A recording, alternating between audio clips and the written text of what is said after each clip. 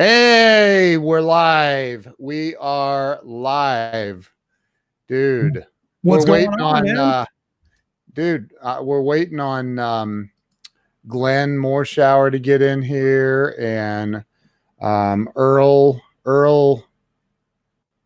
Browning. There he is. Browning, yes. Browning, Yes. the third. Good evening, sir. How are you? Hey, great. How are you guys? Kicking Wonderful. ass. Fired up. Say What's again? up, EB3? EB3, I like that. That's cool. Christopher Roush. Whoops. What was that? You faded out.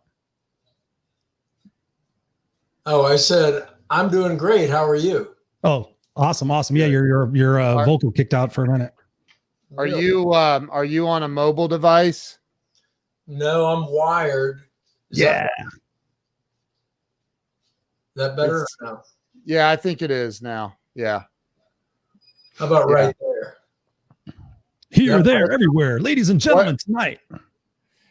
Sorry I had to do that technical test. I just haven't done many video conferences. I've been working at home for a couple of years now, but we just don't do video.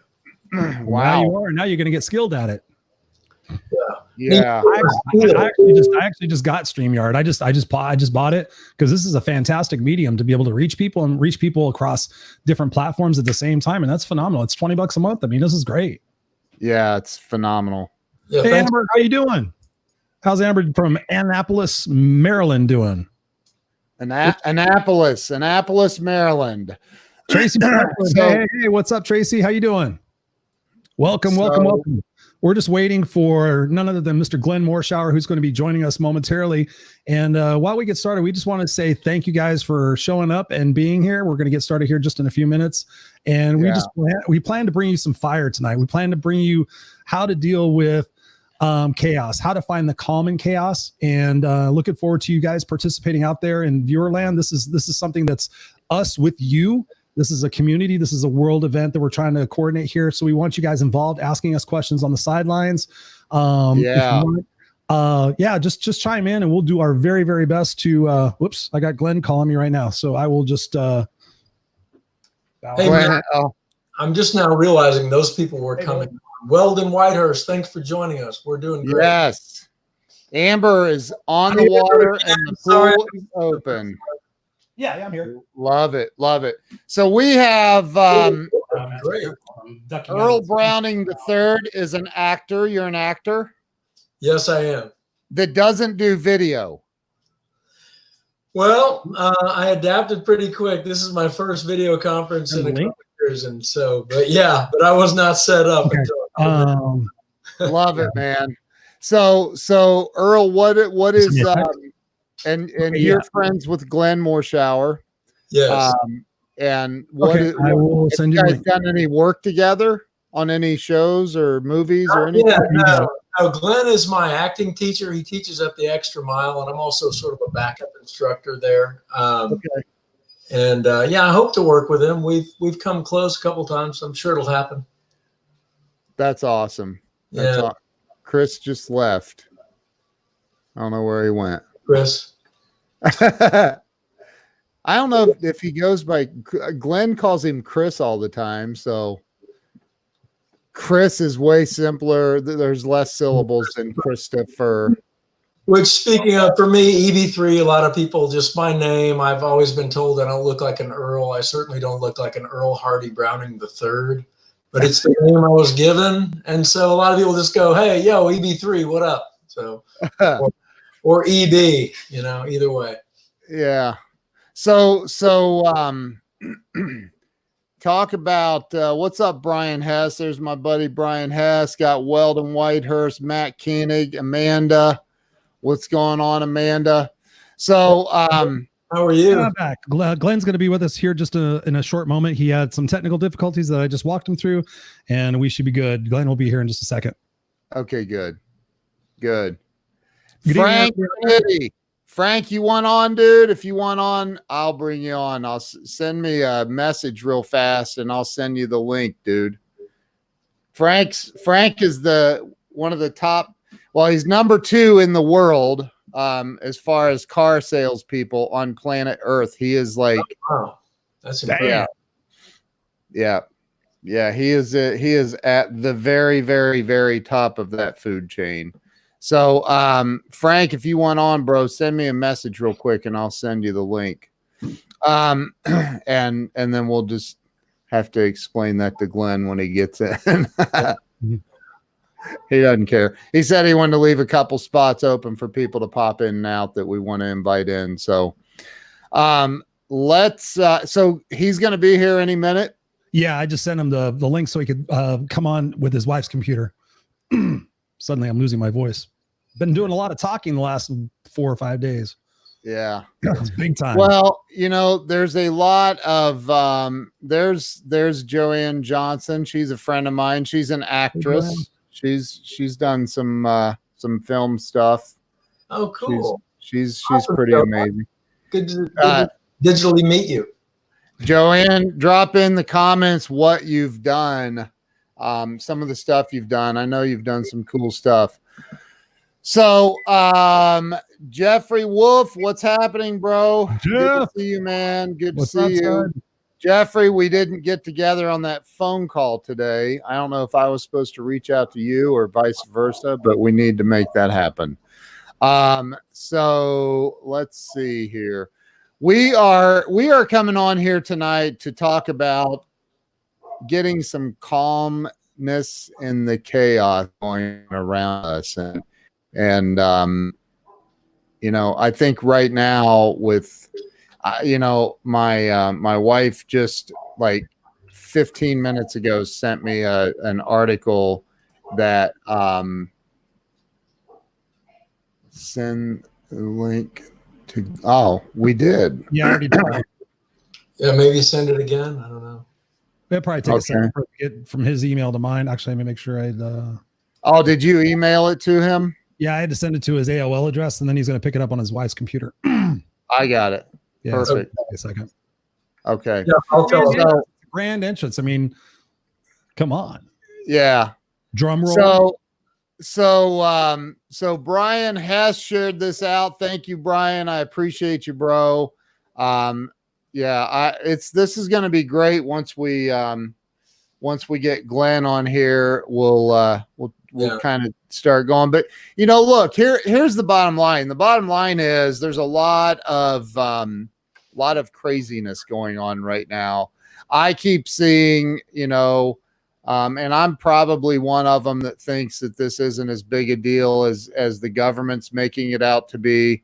And I'm not making fun. I'm none of that. I think it, but here's the thing, the fear and the chaos is getting real, and people need to just freaking stay home for a minute. And I say that and it sounds judgmental. I work from home, so I literally never leave home. I don't, right? Once in a while, if I have to go out and meet a client or whatever, but I rarely leave home. So for me, it's they're like, are you, people are asking me, are you self-quarantined? I'm like, I have been for a couple of years now. So, we all are, yeah. My wife just sent me hey, what's up, Joe Ingram? What's going on, brother, man? Holy. So, my wife sent me a thing said that in our county, we live in a small town, that they just confirmed the first case of it in our county. And I'm like, what county are you in? Marion County, Ohio. Oh, gotcha. Okay. Yeah. So, for me, I'm like, okay. I had a doctor friend of ours on the other day, and I said, and he's, immunologist and all this other stuff he does. And I said, so tell me what you think of this. The world's losing their mind, man. People are freaking out over this. And his words were, it's the flu. It's just the flu. And I had another scientist doctor that I posted his thing on my Facebook, Dr. Bruce Lipton. And Bruce Lipton said that it's the flu. He's like, if you've ever had a cold or you've ever had the flu, you've had a form of coronavirus. It's primarily, the difference is that we don't have immunity to it. we don't have immunity to any of them. I had viral bronchitis last year, and like I thought I was going to die. I literally thought I'm going to cough up a lung and die. And I went to the urgent care, and you know what they said? You're screwed. Here, take some of this cough syrup with codeine in it, and you can take some antibiotics in case of an infection and would occur. And that was it. They couldn't do anything. They said it has to run its course. It's a virus. Right. But that's an immunity you didn't have. But in general, the population has immunity to most flu. And we get over it quickly. This is one that no one has immunity to. So it's not about, you might be correct scientifically, but the numbers of this produce the possibility to overrun our healthcare system. And then it becomes a problem of people are dying because they can't get access to healthcare, not because the flu killed them, but because they had so many people in our hospital system. You can have a heart attack that you would have recovered from, and if there's no one there to give you medical equipment, put the paddles on your chest, you're not right. Right. That's what the crisis is. And I spoke to a pulmonologist today who's a friend of mine, who's a doctor in Alabama, and he already went through the swine flu. He's wearing a hazmat suit to work for 14-hour days right now in Alabama for COVID. Yeah. He's seeing COVID all day long. And when swine flu came through, he got the swine flu. He did the same thing. They had respirators in the hallway set up. And his words to me were, Earl, this is 10 times more contagious than the swine flu. So he fully expects to be overrun. He's already at 14-hour days. Yeah. Wow. That's the issue. Amazing. Yeah. We can sit here and talk science about what the flu virus is like, but it's about what it's going to do to the medical system due to the immunity that we have, which is different than the immunity that we have from other viri. I don't want I've heard that we don't have immunity to any virus. That's what my sister talk medically, but neither am I. Yeah, but I think again the point is that I was trying to make is regardless of whether it's I mean I've heard all kinds of things like this is a CIA created thing and all this other craziness and like maybe it is, I don't know, but what I know is this is stay in just self quarantine for a week or two until it's like past. Let's move on from this. Like we got some people, like I work from home. So for me, I'm like, this is nothing for me. I work at home. I don't ever leave the house hardly at all. So it's not difficult for me to do this. For other people, I understand and people are freaking out. I mean, like I mentioned this the other night when Glenn and Chris or Christopher, Chris, when we were all on, and I said, there's waitresses, there's servers that aren't getting paid. They are not getting paid. I overheard a conversation yesterday when I was getting my back injection. I understand and people are freaking out. I mean, they look like I mentioned this. Who has the Facebook feed open? Chris or Christopher? Chris. Yeah, we were all on, and I said, there's waitresses, there's servers that. Oh, Earl did. Chris or Earl, it was you. I muted you, and it turned off. Yesterday. Well, I was going to say when I was sitting in the waiting room for my injection. Chris, I got to tell Earl real fast. Earl, you have a tab open with the Facebook page in the background, the video running. You muted yourself. I got it now. Sorry. Okay. Can you guys hear me now? We can hear you perfectly. Okay. We have the one and only Mr. Glenn Morshower in the house. Chris, sorry, go ahead, man. Yeah, I'm glad to be here. This, until further notice, this will just need to be sent to my email. Okay. And the fact that I'm still in AOL should answer all further questions. Love it, AOL. I remember that. You got mail. So what I've been watching you guys this whole time because the only link I had was the one to watch it, not the one to join in. So, but Ed, thank you, Chris, for sending that to me because it's all good now. Yeah. So I want to jump on board the moving train. Let me hear where you guys were at. So we were just talking about the different theories, I mean, I've heard medical professionals say this is no, and I mentioned this the other night to you, Glenn, that this is no worse than any other flu virus, that it's being blown out of proportion. And all I was saying is regardless, I'm not a medical professional. My sister's a nurse practitioner. That does not make me a doctor. And you've probably played a doctor in the movies or on TV. That doesn't make you a doctor. Right. So it's the actual training and the study of the viruses. And so look, regardless, people need to figure out a way to do the self-quarantine just until this thing freaking passes. Otherwise, it's going to continue to spread. Somebody just got it here in our little county. My wife just sent me this. Somebody just was diagnosed with it. And again, she showed it to me and she had a look in her eye. And I'm like, I'm not worried. I mean, even if I get it, I'm not concerned. I'll cough. I'll go through it all and I'll be okay because it doesn't hurt healthy people. It hurts people that are compromised already. So, that's just my opinion.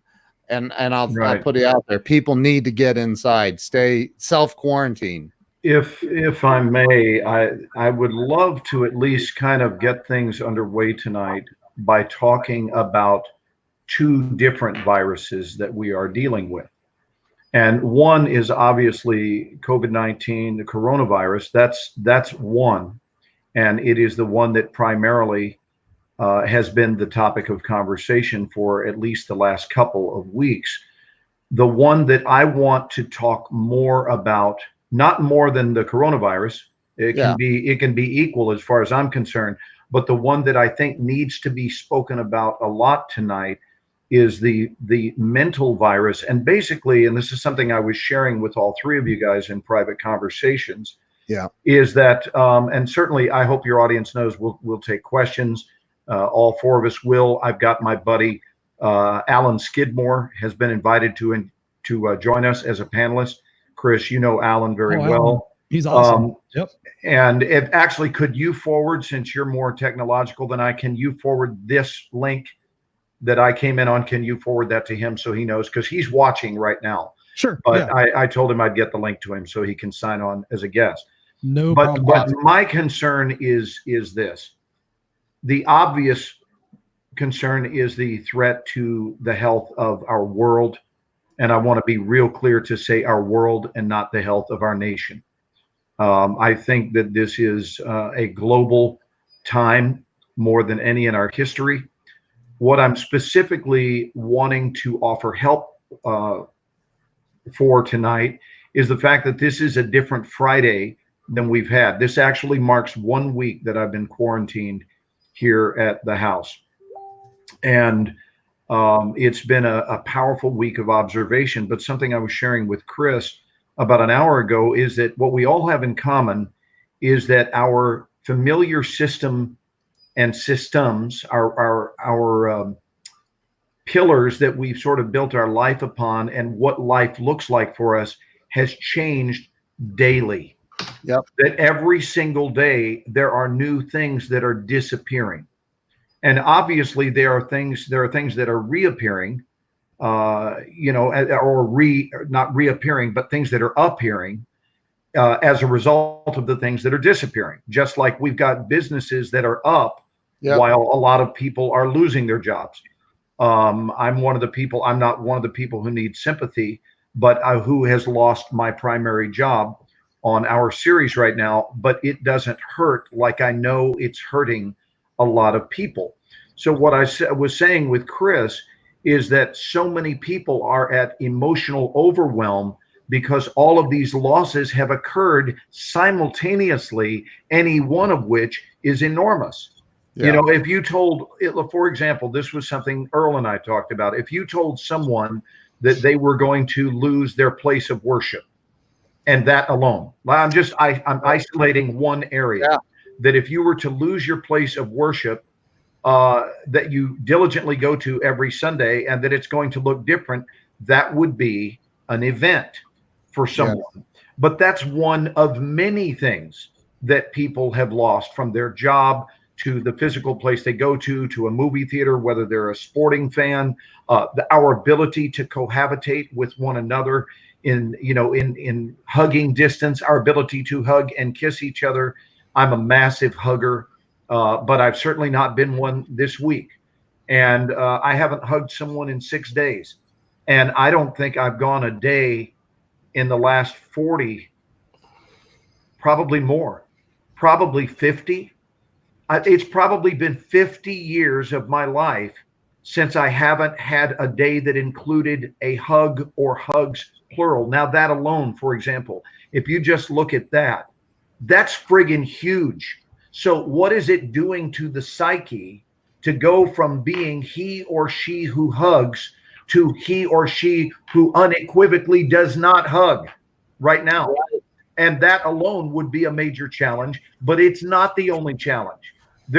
So we have been inundated with these challenges, and why we're gathering tonight is to offer hope within these challenges, or as we came up with, calm within the chaos. And I think that there are things that can be done. I know there are things that can be done that can help to stabilize all of us to the best of our God-given ability, where we can hold hands through this. This is a fantastic alternative to CNN, that's for sure.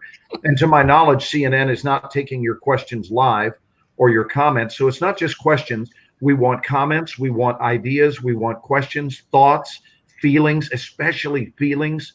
Like, what are you feeling out there tonight? What has this week meant for you? And how can we be of service? And welcome my dear friend, Alan Skidmore from Charleston, West Virginia. Thanks, guys. I appreciate the invite. Really honored to be part of this group. What's up, Alan? Good to see you, Hey. I used to live across the road in Ohio from me, so that's great. I lived in Charleston for 5 years. I love that city. Sorry about that. Alan, do you and Ken know one another or not? No. Well, now you do. Yeah.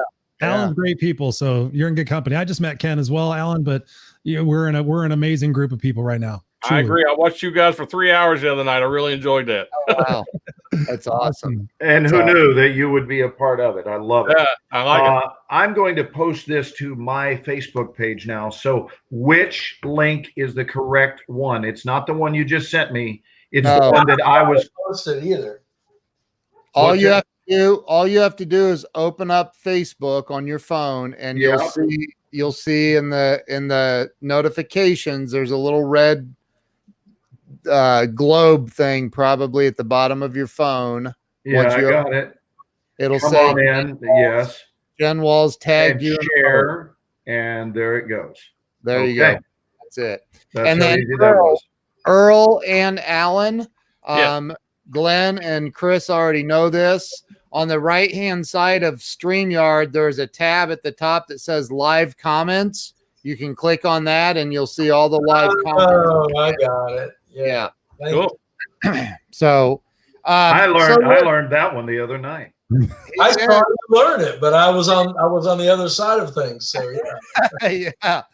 So Tina says, I feel a little bit like the boy in Who remembers that one? John Travolta. Tina, John, that's a good one. That's a great one. I think we all feel like walk around it. So let's ask her specifically. It's Tina that said that. Tina, can you be more specific? We all get what you mean by that, but can you go into greater detail? I want to explore people's feelings tonight and make this even more about the community and less not less about us, but less than some of these other broadcasts we've done. What has that felt like emotionally for you to feel as though you were the boy in the bubble? What has that done to your psyche? Who's got Facebook open with their volume up? Is that possibly me? I don't know. Well, no, it's not. Like a duck, quacks like a duck. It was me. I was trying to share this. I still don't know how to share this thing. Chris said if it walks like a duck and Yeah, I heard him. Chris, Yes, sir. how did you used to enjoy being friends? I'm joking. I'm joking. Listen, part of the telltale sign that you're in my epicenter of friendship I'm gonna is that you routinely give me grief. I'm gonna have to cheer myself up then. This is my hula girl. I like it. My boss went to Hawaii and I said, bring me back a hot chick, and he brought me back this. Don't put it too close to Earl's head because he'll look up her skirt. I know he will. We could do the thing again. Do the head. Yeah, do it again. Do it again. That was cute. So, This way. Oh, yeah. So so Pamela, how anybody? let's look at Pamela's comment here. Yeah, Pamela says, I'm feeling desperate to get the information out that I know is powerful and offers real solutions for people. There are amazing tools we can use to help us work through what we're experiencing and understand how to take care of ourselves and each other through this. Okay, I'm intrigued, Pamela. She is a good friend of mine. She's a client of mine. She is an energy healer and Reiki expert. Very, very, very spiritual, amazing woman. So, I think what she's alluding to, and I do agree with her, is there are a lot of people not in touch with their spiritual nature. I heard a long time ago that we are spiritual beings having a human experience, and I believe that most of us have forgotten that, right? And so I think part of Pam's goal is to help people get on the spiritual path, and not from a religious sense, but from a spiritual sense, getting in touch with oneself. Yeah, she said earlier, we're going to need to upgrade emotionally, spiritually, and I've lost that thread now. Here, I'll put it up on the screen. Yep. Yeah, emotionally, mentally, and spiritually. Yep. We have tools we aren't using that could help us immensely. We need to get the word out and help people understand this, or we're just part of the problem. Yeah, if you're not part of the solution, you're part of the problem. I agree. I say that all the time. Great one. That's actually very powerful. I've just decided how cool Pamela is. It's so interesting. We get to meet people. We meet people through this format, and you see people, their comments, and you go, "Wow, what an incredible human being!" I know some of these bigger comments are covering your faces. I can't do anything about that. I apologize, but I want you to see this. What Tracy Shepard has to say. She sent me a message right before we started, and I wanted to. This is what she sent me. Let's read it out loud, even though the honestly, I'm terrified. I'm working still in automotive sales. We have not been shut down. I am 1 year out from breast cancer and have an autoimmune disease. While I would love to believe this is just the flu, I know it's not. My daughter tested positive 6 days ago. Just trying to keep swimming here. So she's afraid. She is. Well, she's got an issue too with her. Where is her daughter? So I wonder if she wants to tell us that. Pam would love for Tracy to reach out. Hey, Pam, Tracy lives in Kansas City, where you are. How serendipitous is that? Wow, that's beautiful. That is crazy. Everything happens for a reason. I mean, geez. Yes. I think, if I may, a lot of what I've been dealing with and talking with people lately is about uncertainty. It's like, what's going to happen? Like for me, a couple of years ago, like I was saying in the other broadcast, which is probably a lot what we're going to say. For me, 2 years ago, I would have been freaking out. I would have been totally freaking out because I'm a control freak. I'm a perfectionist. I got to figure out what's going on, when, where, how. I got plan A, B, C, D, E, F, G. And I know a couple of years ago, I would have been freaking out because I got to know how I'm going to survive, how I'm going to make it out of this, what's going to be the plan, and proactively get on that.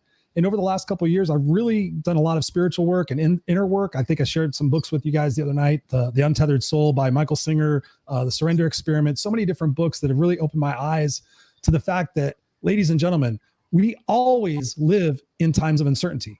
I don't know what's going to happen from this minute to the next minute, honestly, in any time when life is quote unquote normal. I don't know from the 1 minute to the next minute if my wife's going to have a heart attack, if somebody's going to get in a car accident, somebody's going to get diagnosed with cancer, somebody's going to blow us up from the Middle East. I never know. We never know.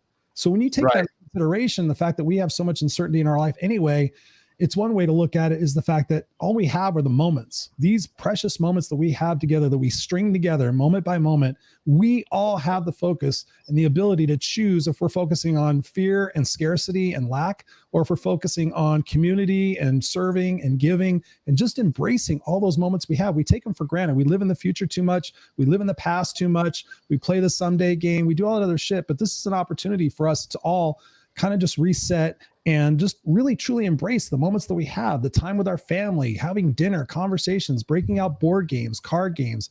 This is what we have. And I know that doesn't invite a lot of optimistic kind of things, but when you just take it moment by moment, you will get through it and you'll find so many treasures. I mean, through this situation, I have met literally in the last 5 days, probably 20 people, made so many valuable connections, have contributed into so many lives. For me, this is a blessing. I'm looking at it as a blessing. Obviously, we know it's catastrophic and can be catastrophic, but I invite you guys just to really just focus on the moments and just be in those moments every single time. Don't be 6 weeks out from now. Just be right in that moment with your loved ones, and you will get through this. I want to say real quick hi to my buddy. I saw that my buddy James Barber was watching a second ago. He was the Phantom of the Opera for 3 years. He's done some television work as well, but James Barber is an awesome human being. And I'd like to mention, as long as you guys are cool with it, anyone that would like to pop in, we have to say hi. We want to keep one seat kind of revolving. So if you want to pop in, say hi, chat for a minute. And then when we've had enough of you, I will boot you. I would like to sort of allow this to segue to Earl. Earl, if I can direct to your Brady Bunch box. Right. I would like to ask if you'll talk about what you shared with me earlier today about what we can do's versus what we can't do's, because I think that would be of comfort to possibly Tracy. I mean, I think it'd be of comfort to many people. But it was a beautiful discussion, and I actually asked him if he would share it with the audience tonight. Yeah. Okay, great. Yeah, and I think that's a good reference is Tracy. Tracy, I loved your post. I can tell you're coming from a really good place, a place that I agree with when I see that. And what I wanted to do is share that it also piggybacks on what Mr. Roush was saying, because you mentioned it's about what you focus on. That's how you're going to feel. If you look at Stephen Covey, 7 Habits, he says, you want to focus on what you're in control of. If you focus on what you're not in control of, you're going to feel out of control. If you focus on what you're in control of, you'll feel in control. It's the same thing with focusing on what you have versus what you don't have. So if you focus on what you have, you're going to find yourself naturally in a state of gratitude. And you're also going to breed more things that you need because you're in that state. If you focus on what you don't have, you're in a state of ingratitude. You're in ingrate. You're going to be depressed about it. And when I woke up this morning to the realization that what we have and what we don't have, that list has been suddenly changed. So let's edit that list for how it is now. And I haven't built the whole list. I mean, I started it out this morning. What do we have? We have a phone to call. What do we not have? Friends at our house. So I can call my friends, but I can't have them at my house anymore. We still have grocery stores. We don't have dining in restaurants, but I'm going to focus on the fact that we have grocery stores rather than what we don't have. Mm-hmm. And it'd be kind of nice to maybe build that list. Maybe that's one of those tools, Tracy, that you're talking about. I think once you start focusing on what you do have, you start focusing on the tools that are at your disposal. And those tools will get you out of the problem that you're in. So we're in a problem, but we're going to get out of it. We will, rest assured, get out of this, and we're going to come roaring back. But the quicker, the better, right? I think the idea that's true. The idea is for so many people, what do we do to keep the wolves away during the storm? That's right. Right. So the fact that we know the storm or believe, and the truth is we believe. Let's call it what it is. We believe. I don't want to reduce hope, but we believe. The problem is that there are a lot of things we don't know. And I think that's what's overwhelming people is we want to play the pretend game that we do know. But when all the dust settles, we sit here and go, oh my gosh, there's so many things I don't know. And I think that that this time of uncertainty with these glaring parade of question marks is what is overwhelming people. So then I think it becomes about what you do know. You're talking about what we have versus what we don't have. So I want to play the yes and game, Earl, and say, yes, I agree. In fact, I'm the one who asked you to share that. And I want to put it on a double bill with what can I do about it and what can't I do? What do I know versus what do I not know? And Right. There are several knowns. There are several knowns. There are also several unknowns. And there are probably more unknowns. This is my theory. There have been more unknowns brought into our lives at one time than we've ever had unloaded into our lives in history.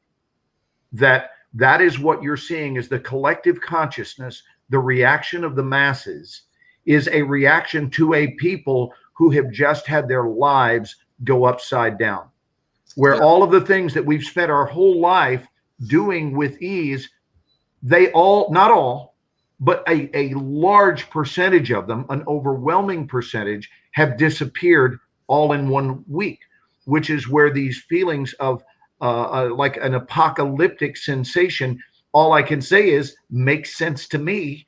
In other words, it's making sense that you feel that. The question becomes, now what do we do about it? Because I think it's extremely human to feel that.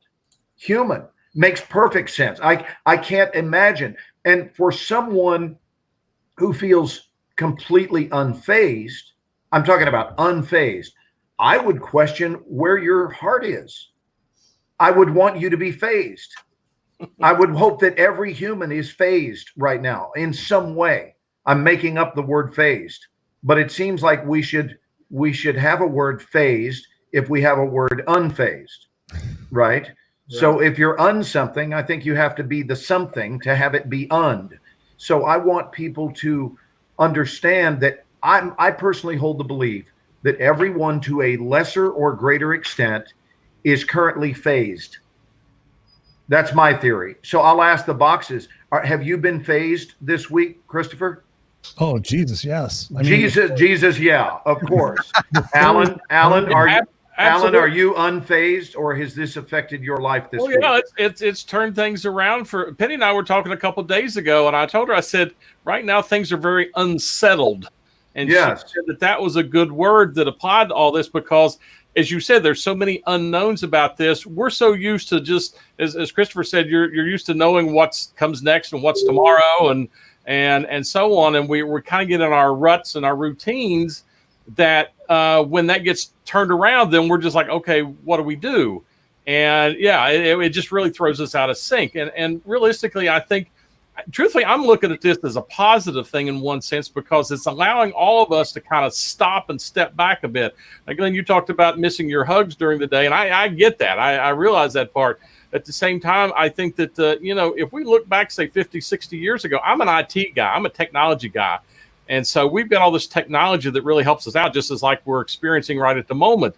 At the same time, our grandparents 50, 60 years ago, they didn't have all this stuff. You sit on the front porch and you had dinner and you watched the world go by, and they didn't worry about all this stuff. Now, obviously, we've come a long way since then.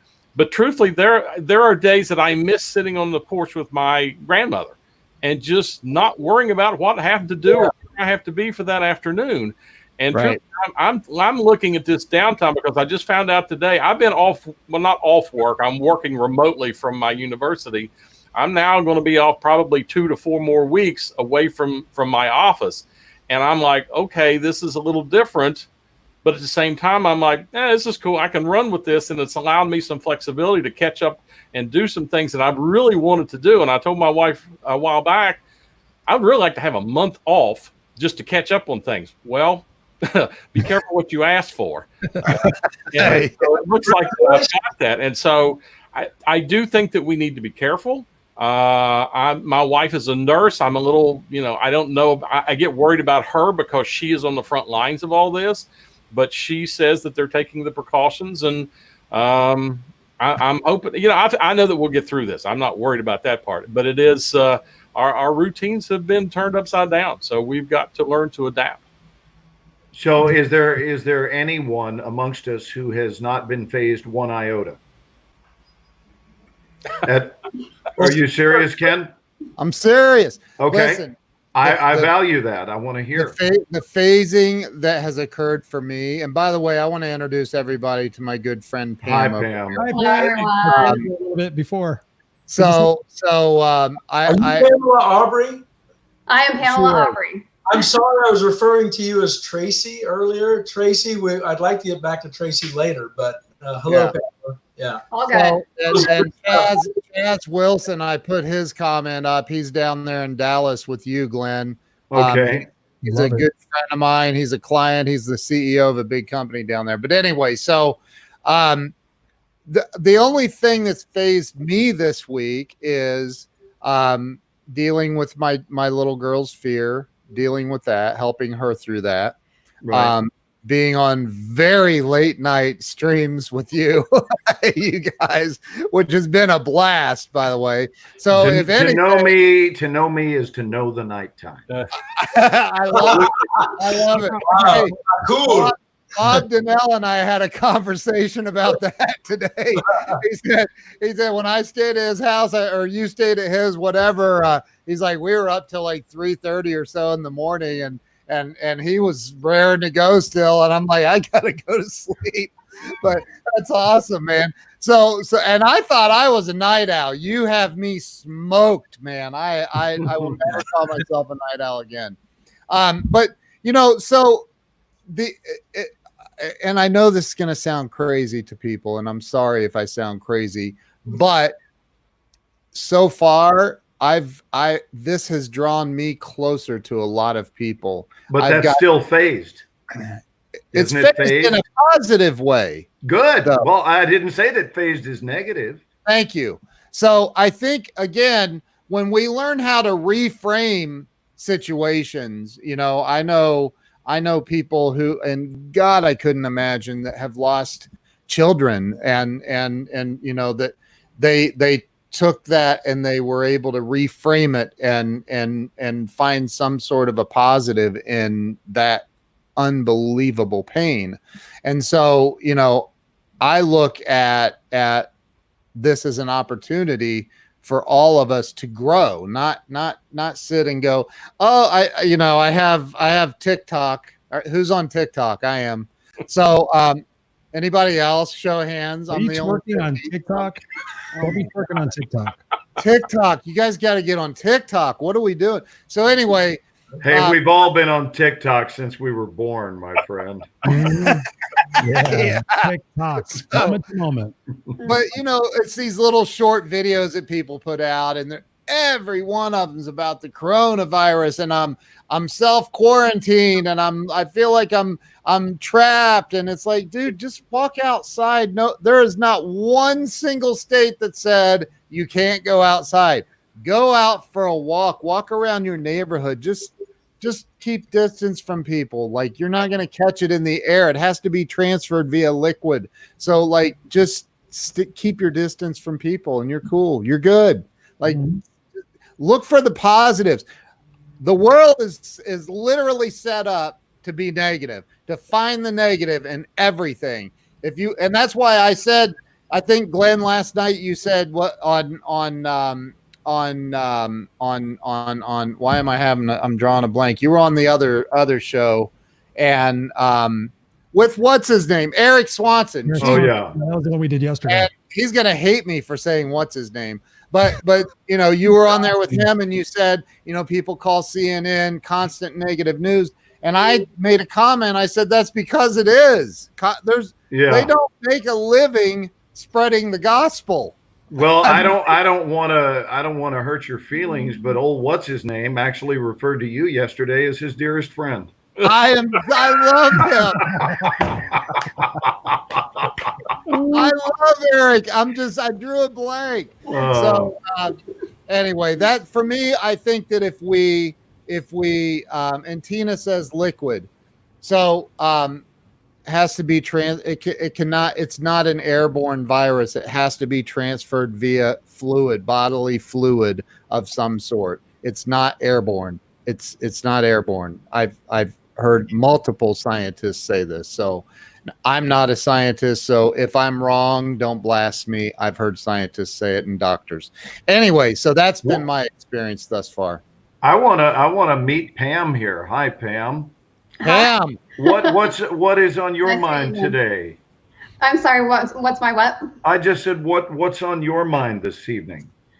Yeah, you know, it's interesting because as I've been kind of watching everything unfold, I've been thinking, I have these tools that, you know, if people had them, if they understood how to use them, it would make this so much easier for them. And so I've literally just been trying to come up with all the ways I can to share this information out to people.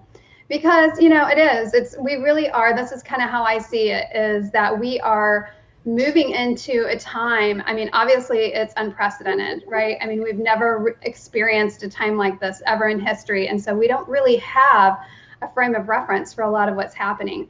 And so we have to kind of come at this from the perspective of what do we have to offer? I mean, what is available to us that we can utilize in this time that is powerful, that is effective. And it does require us to try some new things and, you know, to be open-minded about what the possibilities could be, because frankly, our bodies, you know, are intended to heal themselves. We've been made in a way that our bodies can actually heal themselves. But if we don't understand how to do that, whether it be physically or emotionally, then, you know, we're at a disadvantage. And so well said. Thank you. And so when we really understand, you know, how we can do that and come into our power, then there are possibilities, you know, that are available to us that most people probably don't even really conceive of right now. That's a right on statement. Mm-hmm. So that's what I would like to see. I would like to see people come into a place of understanding and realizing that things are not going to be the same anymore.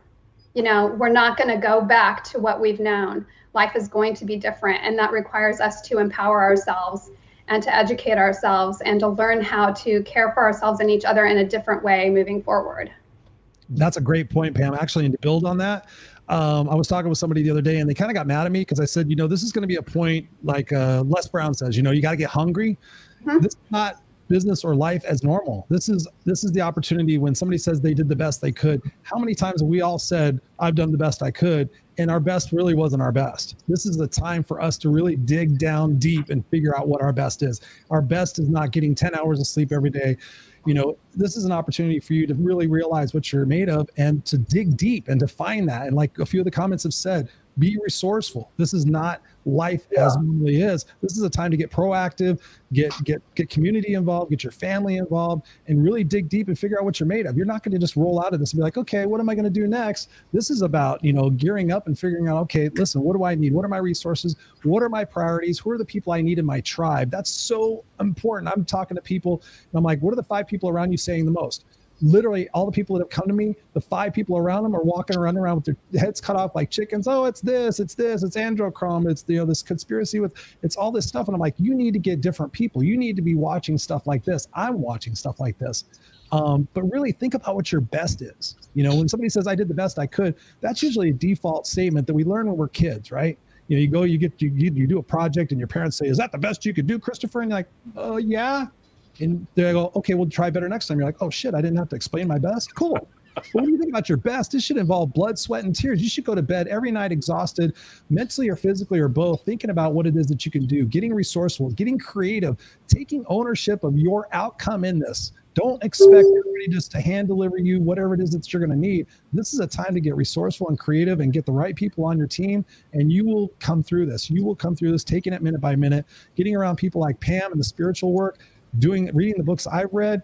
I mean, I'm so thankful I've read those and my coach told me to read them, because I mean, it's just really changed my perspective about this. And that's what you really need to do. All of us need to do. And I think that's what we're talking about here as a family, is that it's about your perspective. How you are viewing this, how you are reacting or responding to this is going to be critical to the success you get out of this. And again, just to reiterate for the guys that are coming on here, we want to see your questions. We want to see your feelings. This is a community. This is an interaction opportunity for us, not just for us to sit here and talk to you guys, but to really see what's going on and help you and take our various areas of expertise or our experiences and kind of just, give you guys some information. So thank you all for being here, number one, but just really think about what your best is. And thank you, Pam, for saying that. Well, thank you, Chris, for that. The alternative that we offer with this group is that this is not news people talking at you. These are human beings that want to speak with you and have it be interactive. Brian Hess said something very powerful. I don't know if you guys have been looking over the live comments. He said, it's been said that there are two types of soldiers, those who shoot well at the range and those that shoot well while being shot at. The majority that don't have a huge risk need to learn how to be the latter. Stay focused, stay busy, keep it moving. Yep. And I think it's really powerful because we, can pontificate till the cows come home, and we can offer thoughts and advice and all this. But what if the wolf were biting the doorknob, right? What if the wolf, and I'm speaking in metaphor, but what if the proverbial wolf was gnawing at your doorknob? What would you do in that case if you were facing imminent loss? And we as a family, I know each of these people other than Pam, but because Pam was a friend of somebody in the group, that qualifies her, in my view, as being someone that is at least of what I would call a similar ilk, right? She's not from far left field. She is from a group of heart-centric and like-minded people that genuinely care about the well-being of others. I will admit that being an actor my whole life, one of the reasons, it's the primary reason I became one, is because I'm very involved with the feelings of others. I care about what's going on. Your win is my win. Your loss is my loss. I feel that. I feel immeasurable empathy and compassion for what people are going through. So right now, if there is someone dying, I cannot detach from that. I cannot. I'm connected because that someone like that could just as easily be me. I recognize it. Like that, it could just as easily be anyone on this panel. It could be my wife. It could be anyone. That, by the way, is not the voice of paranoia. That is the voice of realization, because this situation is, in fact, kicking the living shit out of a lot of people. And I don't know how to not be affected by that. And so I recognize that I do what I love for a living, which I know that alone is something that sets me aside, because a lot of people get on a freeway to go to a job that they cannot stand, to work with people they're not crazy about, to have a boss that doesn't really value them, and they're underpaid for doing all of the above. Yep. Right? I understand that speaks to a large percentage of the American workforce, and certainly even to the global. But I've spent the bulk of my 60, almost 1 years living here in the U.S. So that's my observation about life in the U.S. And now we've been forced into this time of, we'll call it reconfiguration, consideration. Certainly this has been a time to offer us endless opportunities to consider what's going on, consider how we feel, consider what would I do if, and what will I do now, and what is when. I love that you referenced Dr. Covey in his book, Earl, 7 Habits of Highly Effective People, he talks about being in your immediate sphere of influence. It was one of my favorite books, and I had a chance to meet him shortly before his death. Oh, wow. Yeah, it was in Park City, Utah. So we understand what is out of our sphere of influence, but what is within our sphere of influence? Where can we make a difference? And frankly, we're acting on that tonight. I know what I can't do, and I know what I'm not supposed to do right now, but what can I do, and what am I being called to do? And what I'm being called to do is to join hands with other caring people who have a voice, that want to share that voice and hear the voices and feelings of others, and band together in boxes that are a mere no inches apart from one another. So it allows us the visual illusion of being right next door. And I think there's a story being told in that. I think the story is that we are right next door because we are linked at the level of heart. These hearts are not detached from one another. They're right next to each other. And so we're seeing that visually in a box that sort of creates the illusion that we're all in one room together, when in fact we're not, but yet we are. Does that make sense if I say we're not in one room and yet we are in one room? Oh, yeah. We're in one central room. We're in one centralized room of giving a major damn about human beings and about how people are coping with this at this time. So Brian, thank you for writing in about that, because in many ways there are some bullets flying, and what will we do about it? And what happens if one flies so close that we hear it whip by our ear, or even more, what if it hits us or hits somebody we love? What if the bullet strikes somebody we love? Then at that point, will we cease to be cavalier? Right? I don't know. I'm asking, and I don't judge anybody for the manner in which they are processing what's happening.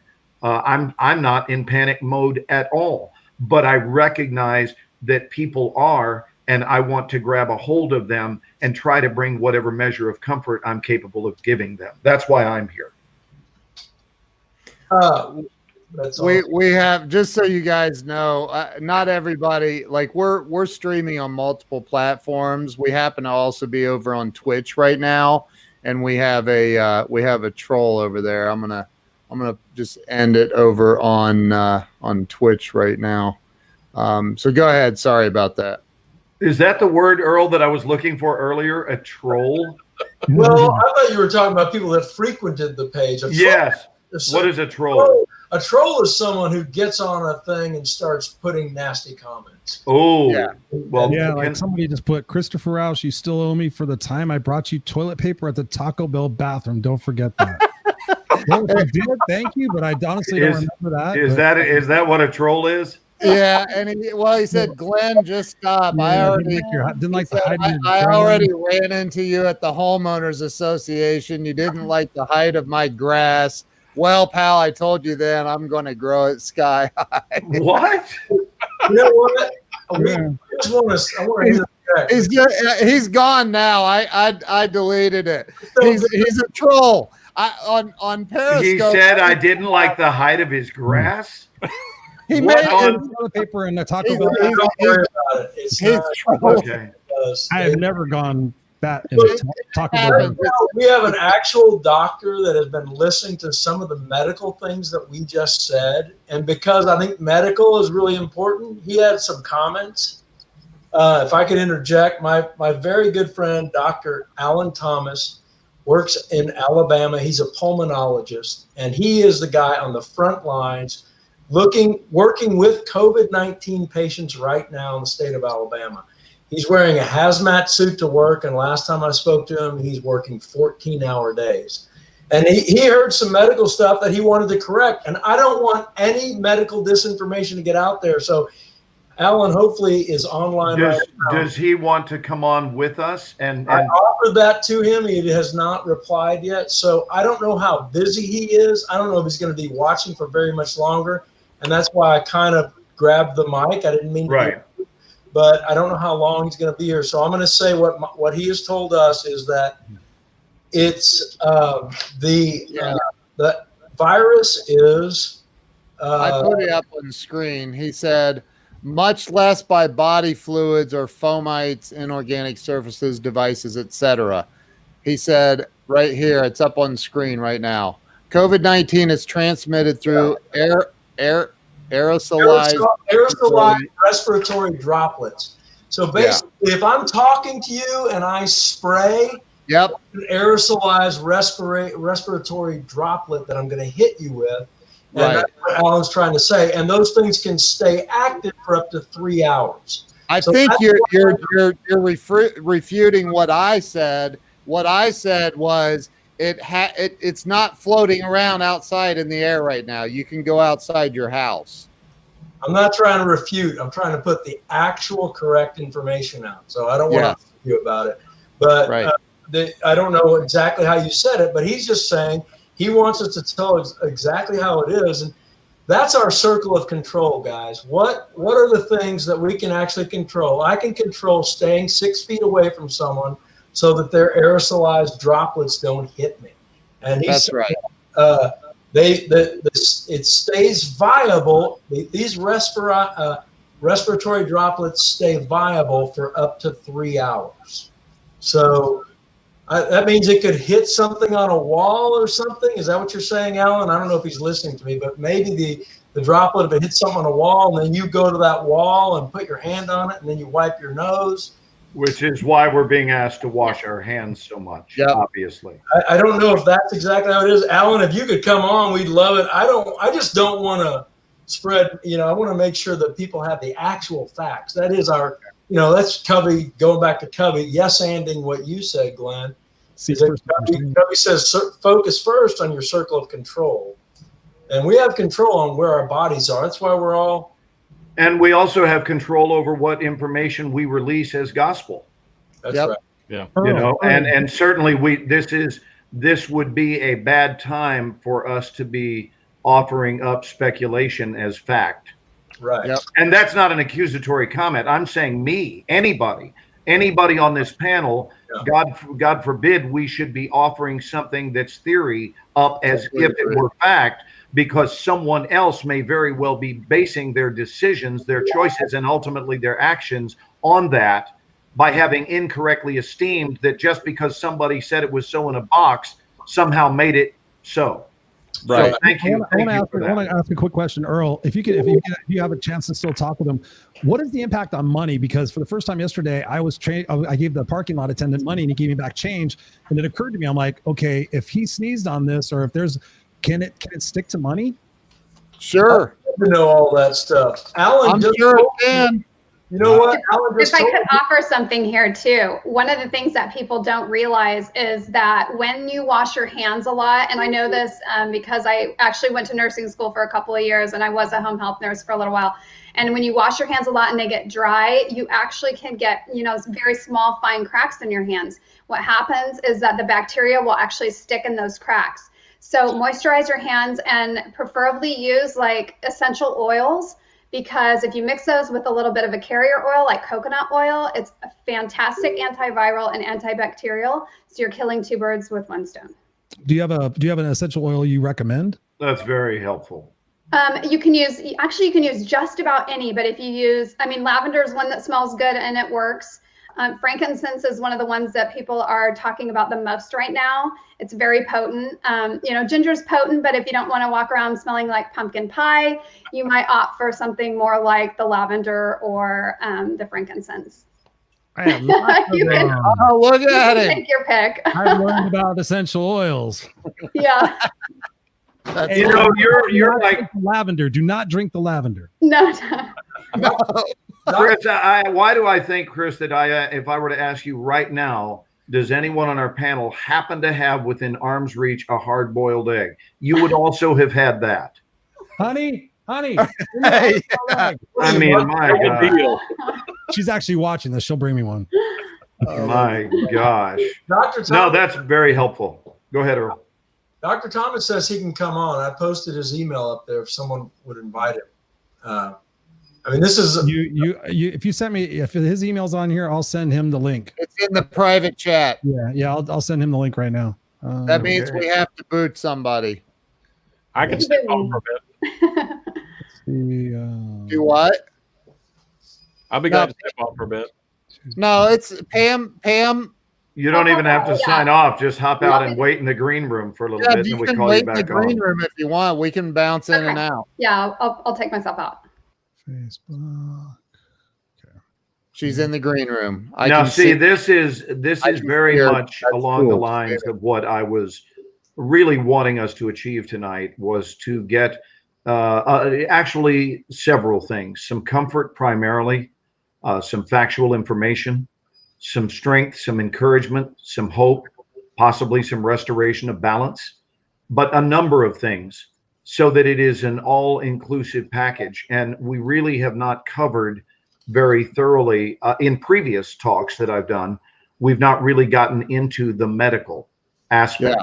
And I certainly don't want to make the whole program only medical, but I do want to make sure that it has a lot of helpful medical information, because people need that. Otherwise, they could make some sort of blunder that's very costly, because they were so busy feeling spiritually balanced, they forgot to do something that was medically sound. Right. And we all can. He's eating a hard-boiled egg, by the way. I can't even. Of course, I can believe that. Of course, I can. How you doing? You would have fared well years ago, my friend, on Let's Make a Deal. That's right. When Monty Hall used to go up and down the aisles asking, $500. That was his offer. $500 if you've got 2 paper clips that are interlocked. $500 if you've got a hard-boiled egg. So good for you. Yeah, he would say. So we were talking about money, about its effect on money. Yeah. And to me, that one seems to be an obvious one. That's one of the reasons, even as children, I remember years ago when a parent would want to slap the snot out of you if you put coins in your mouth. Yeah. And a lot of kids would do that. Anyway, I want to welcome your buddy. Hello, Alan. Welcome. Dr. Alan Thomas. Hey, Alan. Corner. Can we hear Alan yet? Can you talk? Can you hear me? Yeah. Yeah, now we can. Thank you for being here. T. This is my good buddy, Dr. T. Very smart man. He'd been on the front lines working it. He worked the swine flu. He got the swine flu, treating people for the swine flu back in 2009, if you remember that H1N1, right? Hey, don't touch your face, I heard. Yeah, you just touched your face, Dr. T. Georgia, right on. So, yeah, what questions can I answer? With Christopher's question about coins, if you go to Paper money, anything. somebody paper money, what's the fear there? What should we do? Talk to me, doctor. Let's say I handed you a $100 bill. Besides the fact that I'm going to make you give it right back to me, would you? Because something's wrong. If I do I've known you 5 years, and you have not handed me a $100 bill ever. Yeah, thanks, Glenn. Glenn throws nickels around like manhole covers, by the way. Okay, so let's. What about money and its ability to serve as a carrier? Yeah, I would assume money is a primary carrier. what do you think, Dr. T?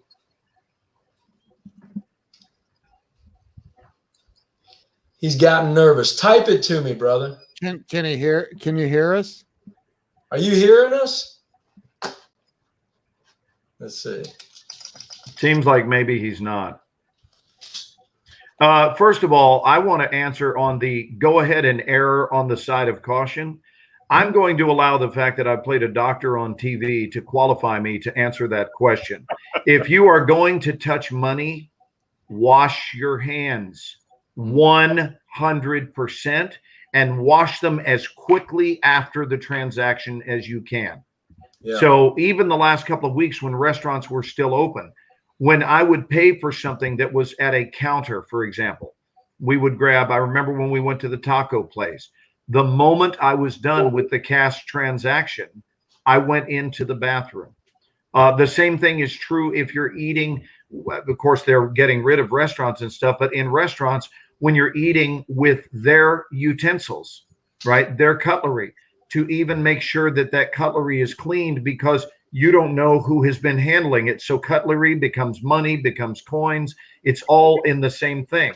The door handles going into public buildings, those door handles have been handled by other people, and you don't know the medical status of those other people. Can your buddy hear us now?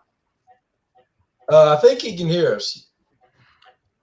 Are you talking to me? Yeah. Yes. So I had double audio going in there, so I'm kind of confused. Can you repeat your question? Yeah, we were just trying to find out, Alan, this is Glenn.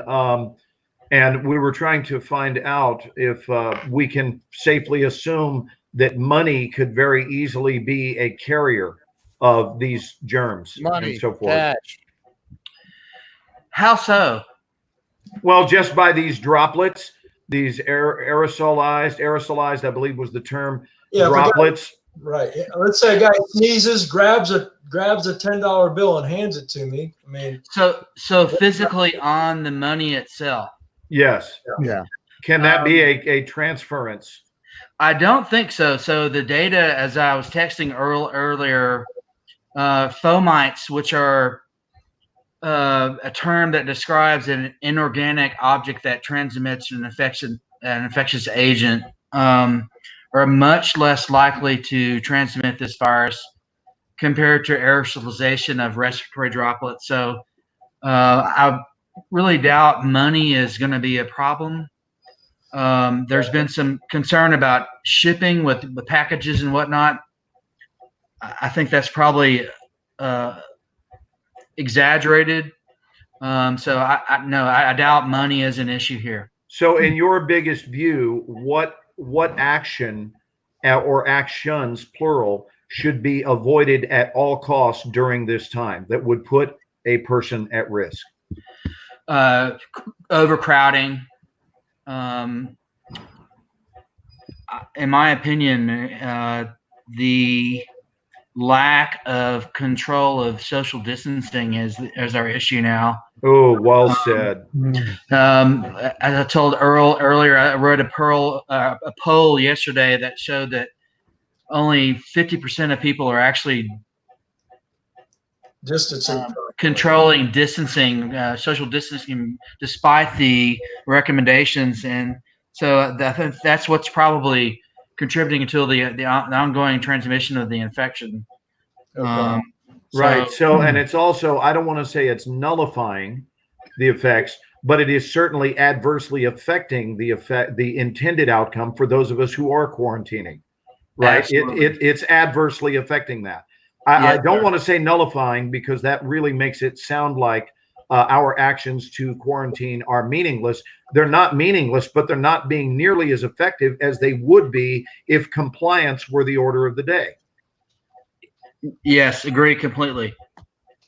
Okay, well, this is great information. That's awesome, Dr. T. Thank you so much, man. I very much appreciate that. We wanted distance, that's the biggest night, not really changing anything else it's not to dispute anything we've said, but and I even want to offer a correction of a terminology that has really been on the front lines of consciousness in the last 2 weeks. And that's the phrase social distancing, because as evidenced by this very forum, it is not social distancing we're actually practicing. It's physical distancing. Yeah, we are socially gathering. And in my view, this is the time when we absolutely should socially gather, but we shouldn't physically gather. Mm-hmm. Social gathering is going to save our wellness. I mean, social gatherings are what offer hope. Social gatherings are what offer encouragement, but not in the physical realm. So we are being redirected and re-invited to gather differently now than ever before, and in a way that is healthy for all parties concerned, versus physical gatherings, which is problematic. Julie says, what about air filtration systems, say, for example, in hotels? What about that, doctor? Air filtration, like negative pressure, or? Like if they have an air cleaning system at a hotel, is that air cleaning system going to pick up those respiratory droplets and redistribute them across the room so everyone gets them, or is it going to die once it hits that air conditioning unit? Those units have any effect on any respiratory health, to be honest, including asthma, especially an infection with a virus like this. So no, that's a not recommended whatsoever. So this is not the mind of a doubter. She's saying if you walk into a hotel and it's got an air cleaning system, is that system going to redistribute, make it more, spread the contagion? Yes or no? Yeah, absolutely not. No. So no fear of that. That's all. Okay. Any air exchanger or in apartments anywhere, you're safe. It's not gonna spread it, is what he's saying. So that's what the CDC says too. I want to offer something up as a question to the panel here, and obviously to anyone that wants to chime in about it. And it's a theory only. So I want everyone to hear what I'm prefacing this with by saying this is a theory. And I think it's okay for us to theorize as long as we preface it by saying this is theory, not fact. Okay? So my theory is that there must be something, unless I've been living in a cave and am this unaware of human behavior, there has to be something that is allowing this to expand rather rapidly that perhaps we're not considering. And here's why. I can't imagine that we as a people, as a species, have we actually been walking around? I'm not saying this for laughs. Please hear me loud and clear. Have we been walking around coughing and sneezing upon one another at a level that would produce a pandemic, right? Is it that common for me to walk up? The answer is no, because I don't cough on people. When I need to cough, call me an odd duck. My entire adult life, I have turned well away from people. And I don't just do this, I do that and turn away. Yeah. Like I want, and it's real simple. I follow the golden rule. I'm not going to spray on you because I don't want you to spray on me. And this was pre-COVID-19 mentality. I felt this way my whole adult life. Why on earth? And first of all, why would you ever cough and not cover your mouth? Whether we're in the middle of a pandemic or not, that's unheard of. But clearly we had an issue because that's why they put up glass over salad bars. Right. Do you know that we had a waiter? And this is my next question for you, Alan. We had a waiter at a restaurant. It won't matter now because the restaurants are closed. But we had a waiter in the middle of this pandemic who was doing one of my least. Do you remember this? Oh, yeah. Okay. So I was citing a moment with you, Earl, when we went to dinner a week and a half or 2 weeks ago, whenever it was. But we had a waiter who came up and offered to refill our waters. And I want you to go to the visual. Here is where he was holding the pitcher. Right here. Right under his frigging mouth. Saying, would you like some more water? So he's literally auctioning off water while spraying his spit into the water.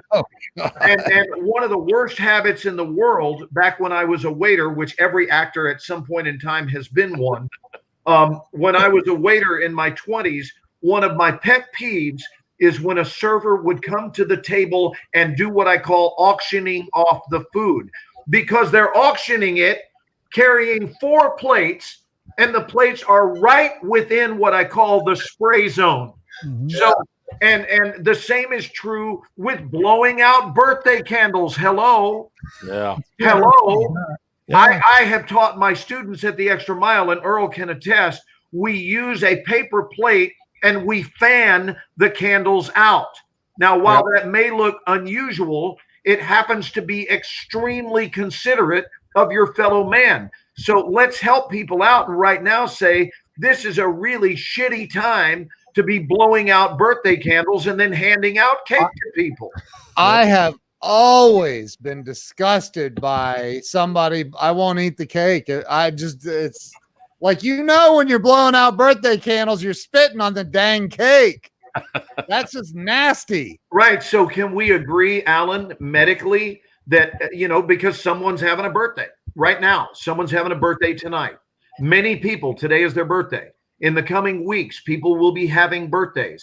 And those celebrations, unless they were told otherwise, would unintentionally include blowing out the candles. And if you're not dealing with conscious people, they might simply not think about it. I'm not joking. They might inadvertently not think about it because they're not being conscious, and all of a sudden they're eating cake off an infected person, and all they wanted to do is be part of an innocent birthday celebration. So please, if you could, stop blowing out candles and then serving up the cake that you just sprayed upon. Is that sound information, Doctor? Well, I would say that they shouldn't be gathering anyway, because there's 10 more people on an average birthday party anyway. So that would,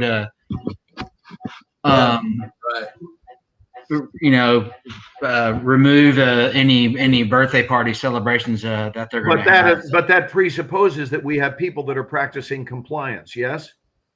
Exactly. And as I told Earl earlier, I read a poll yesterday that showed that only 50% of people are actually practicing social distancing when on the average population of the U.S. So concerning. Well, go ahead and paint me pissed off about that. I mean, really, paint me pissed off about that, because it is a problem to not be doing this. It may not be a problem for you.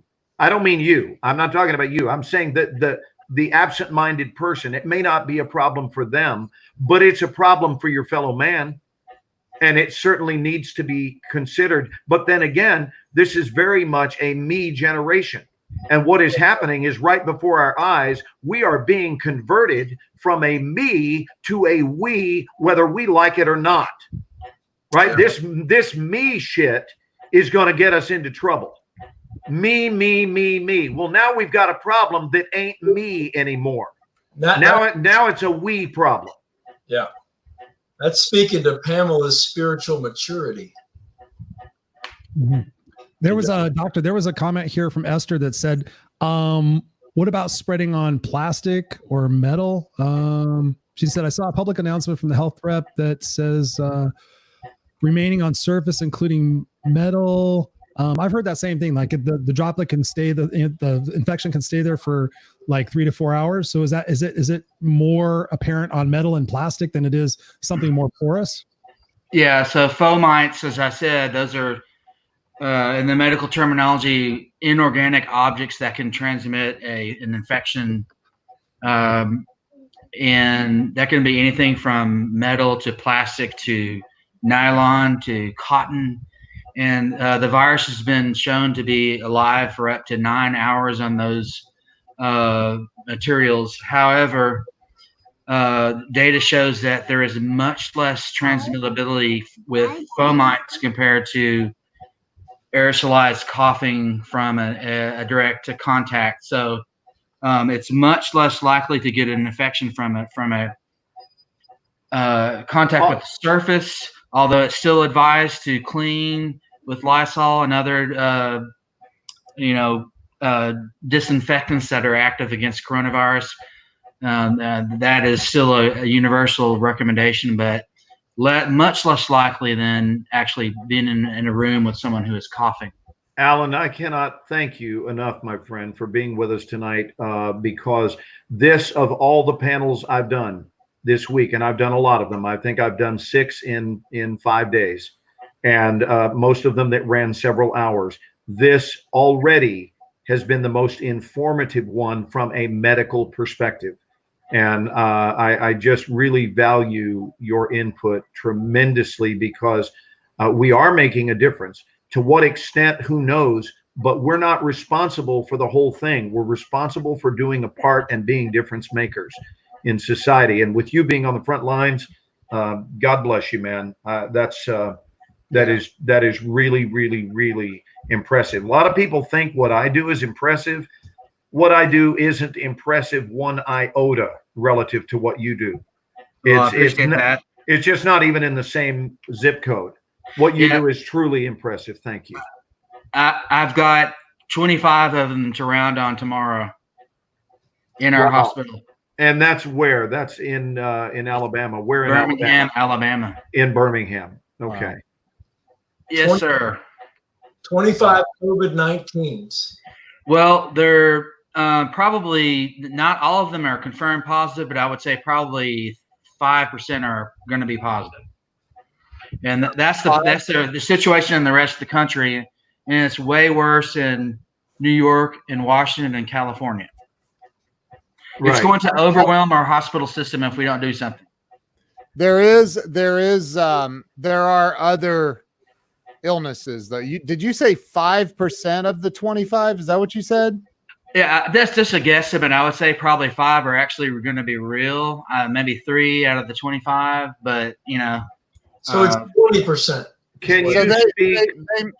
They may have other flus or colds or whatever too, right? Absolutely. Flu A is still active, and then you have so many other things, regular pneumonias.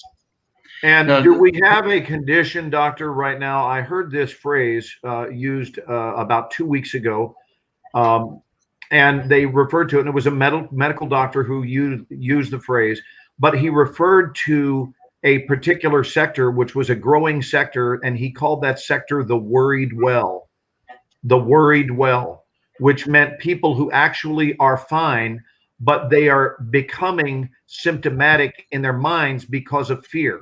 So absolutely, it's someone who has an actual sneeze, or they have a cough that's not a chronic cough. They just needed to cough, and now they have decided they must be sick. Can you speak to that group? Right. Yeah, that is a major problem, and because of, as you probably know, the drug hydroxychloroquine, otherwise known as Plaquenil, which is an anti-malarial drug, which has been shown to have promise for COVID-19 infections based on small trials, but evidence out of China and Italy and South Korea. So it has been fast-tracked, FDA approved by the government based on President Trump's press conference a few days ago. After that press conference, there were innumerable requests for prescriptions for this drug for asymptomatic patients for prophylaxis. Hence, it has become unavailable in the U.S. as far as outpatient basis, and there is a massive shortage of it in hospitals, which is very disappointing. So yes, the hysteria for asymptomatic patients has become a huge issue, especially with this drug, which is probably going to be a real player.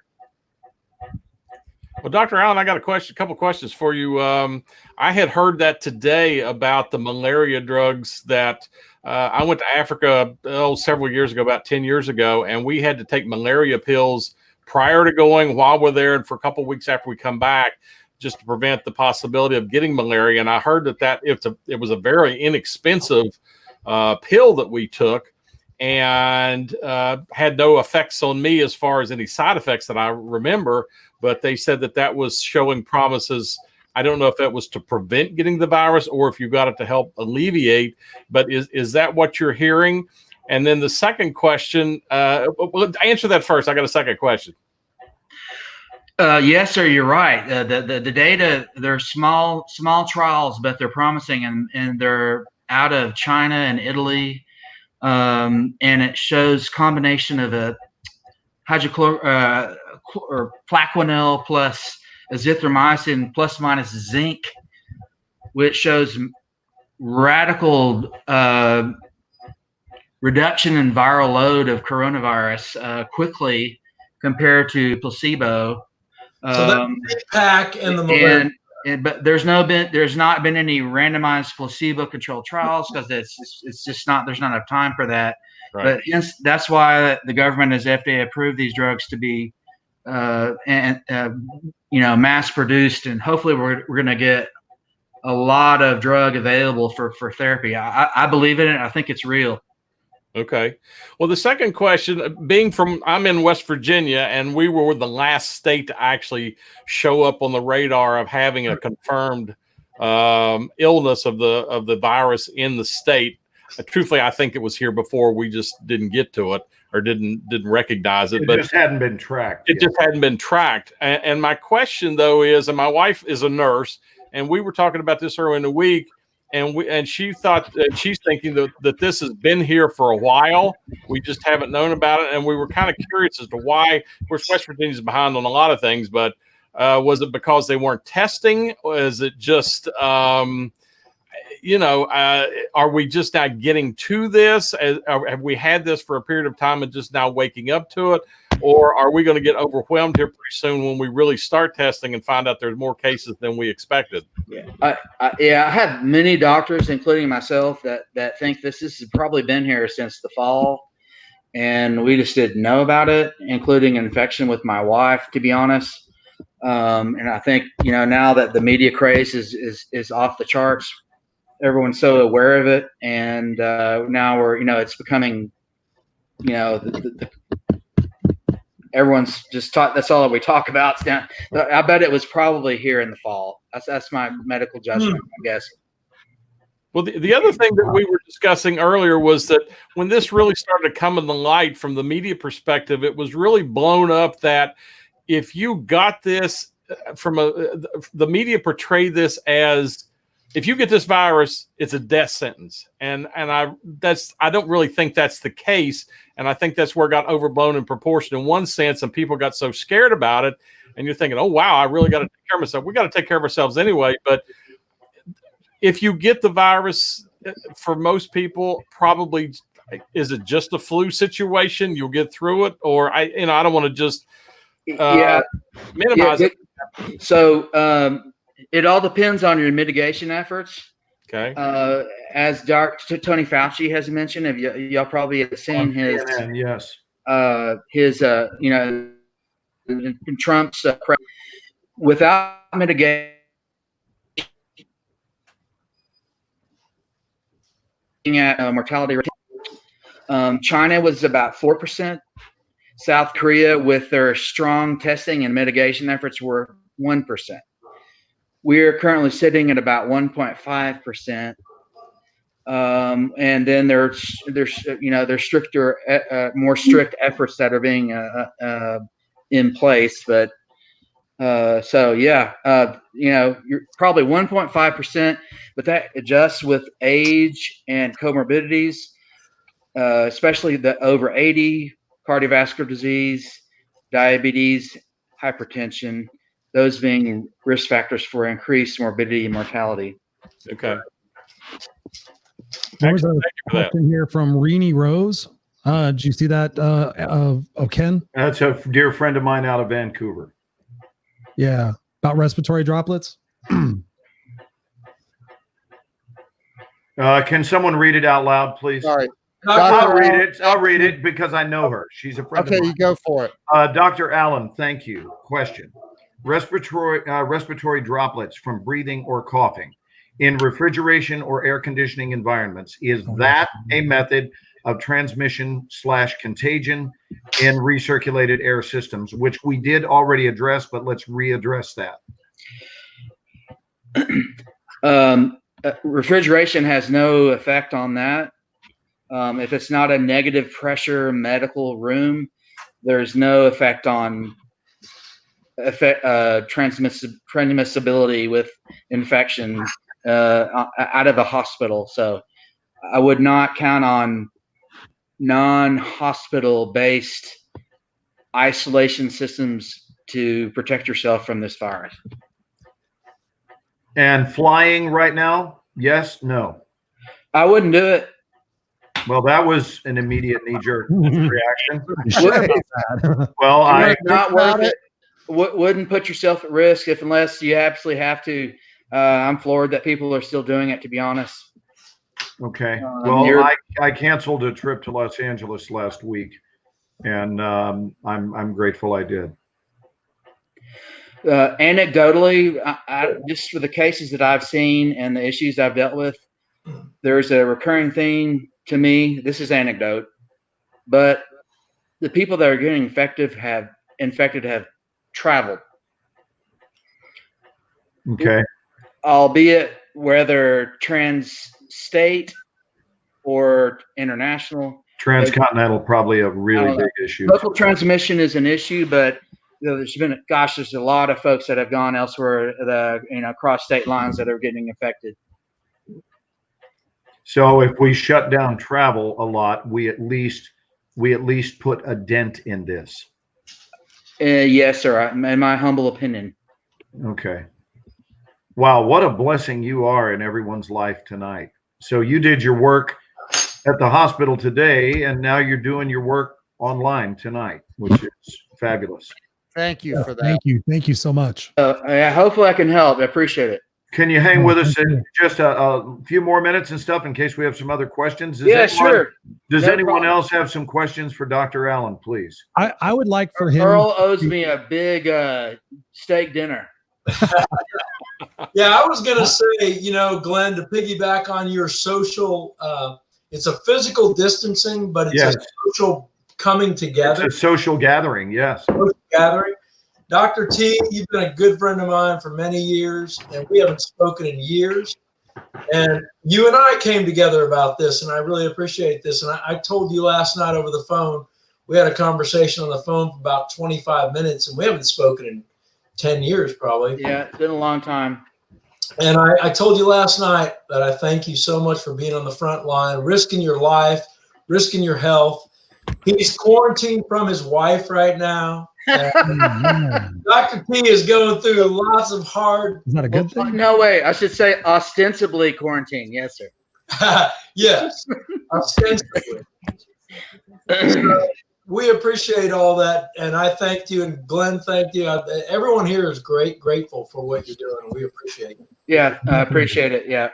Definitely, Doctor. I have a question for you. I would like for you to help educate the masses a little bit on the distancing fact of it. But really, what are we trying to accomplish? We're trying to flatten that curve. Can you explain about that? Because I talk to people and they're like, I don't get it. There's only so many beds. There's only so many respirators. Can you speak to that a little bit, please, and educate some people that maybe might not understand that? So you mean how to institute 6 feet spacing, or? Well, no, just like the primary method of what we're doing here is we're trying to avoid the transmission, but also because of the fact that we would overwhelm our medical system. They were talking on the news the other night that there's only so many respirators or so many beds, or they're doing all these different things. I heard some about Ford and GMC like making respirators or something like that. That's the big fear of us getting overwhelmed in our hospitals and other facilities. Is that correct? Oh, absolutely. I think you're seeing that in New York already and in Washington State.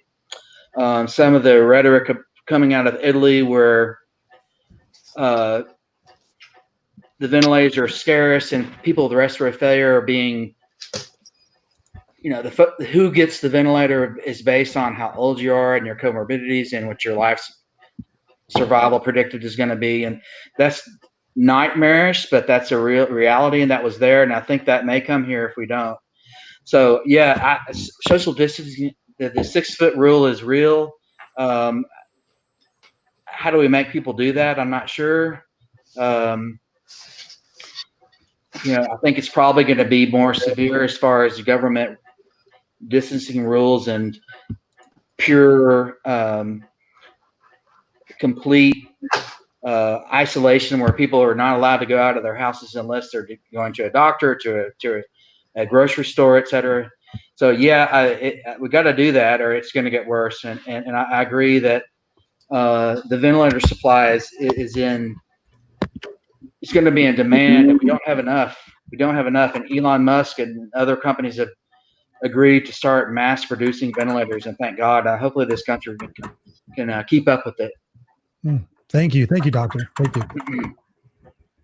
Any other people have questions, Ken, that are scrolling up?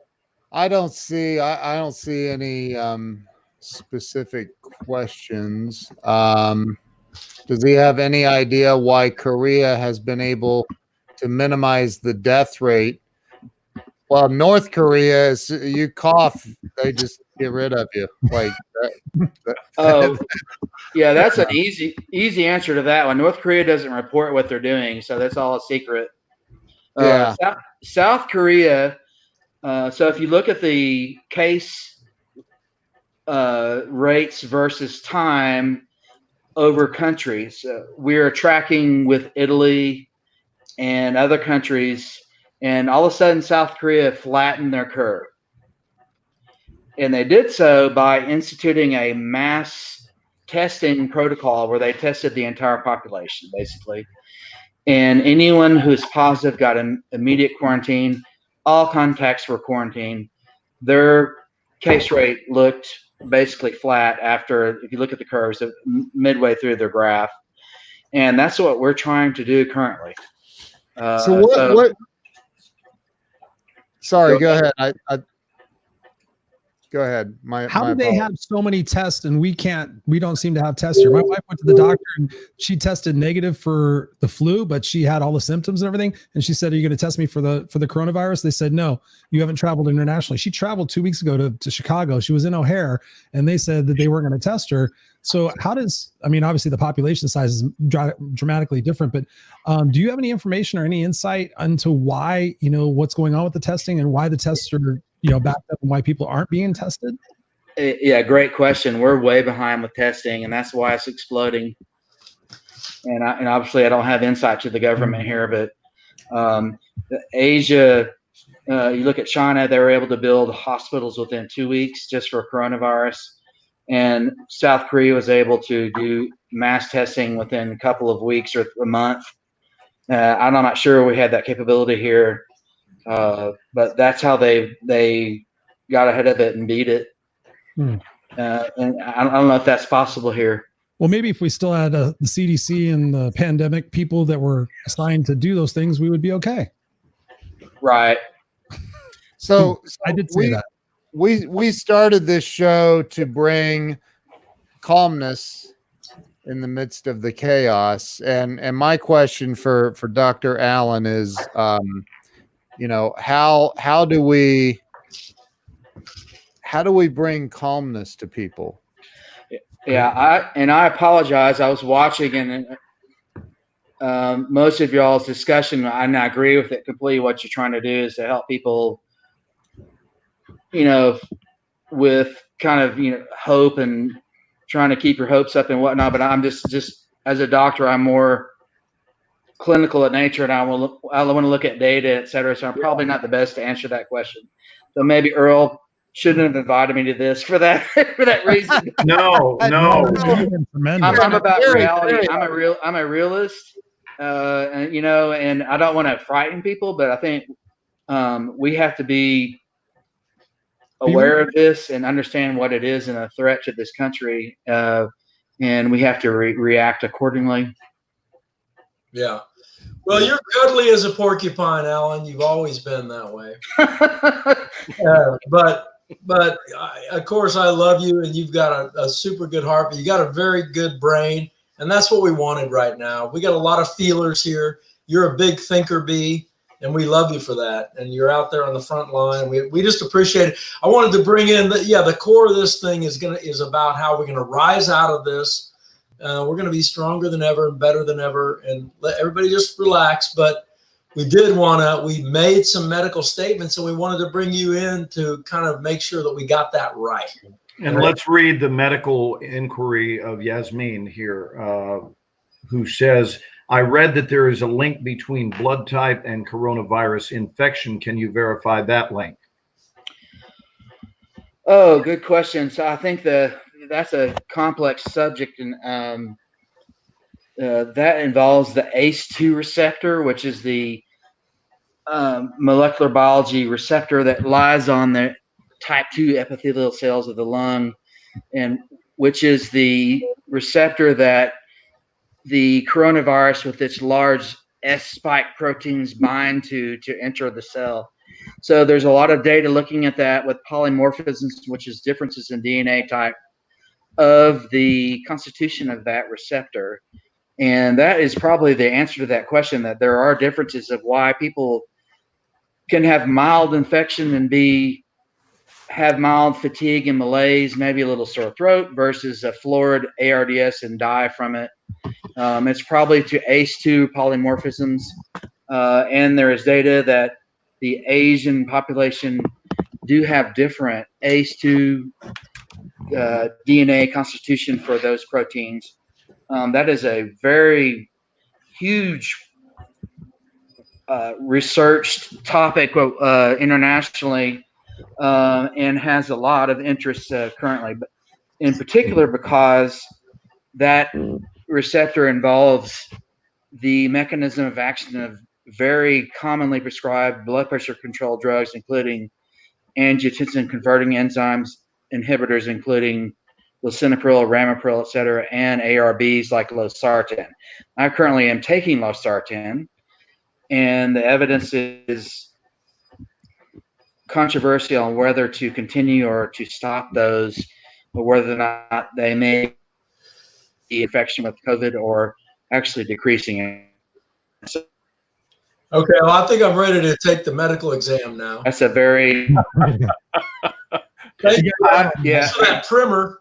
But The so, current recommendation is just to stay on your ARB or your ACE inhibitor if you're taking those. And in fact, there's evidence that they may be actually effective in infection or not. But for those of us that are taking them, in fact, I bet one of you on this panel is probably on one of those. Maybe not. I guess I'm the only old man with with medical problems, but definitely concerning when you think about it, because we really don't know the effect of what's going to happen if you get infected with hypertension patients. another thing about that, though, is that also saying based on your blood type, you might still have severe symptoms. You may not even be. Can young people have really severe symptoms? I mean, is that part of what maybe Yasmin you were asking? Yes, as y'all know, the data show that young people are usually less symptomatic. There have been deaths reported in 20s and 30-year-olds. However, they're thought to be a high vector transmission source, especially through asymptomatic or mild symptoms. You've seen the lack of social distancing at spring break parties at the beach, etc.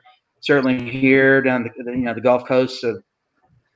And they've shut down the beaches, but still, I mean, those are going to be spikes in cases, and that's the issue. You've got to get people to believe this, especially the young people. If not, it's going to continue to spread. Right. Okay, good stuff. Thank you, doctor. Thank you so much. Yeah, Truly. Eric Swanson said, did you see Eric's comment here, Ken? He said that he learned that he said, guys, I just learned a very close friend of mine just came down with it, who works here at Dean Grazioso's office in Scottsdale. And Dean, of course, is from the speaker world. And Eric, what did you want us to address about that? Did you have a question? He's saying she was just diagnosed, and she was also at Bob Donnell's dinner with them. I guess it's been a couple, 2 or 3 weeks ago now, right? I don't know how long ago was that? Wasn't last week before or something. I don't know, but yeah, she was just with them within the last week or two. Mm-hmm. Okay, well,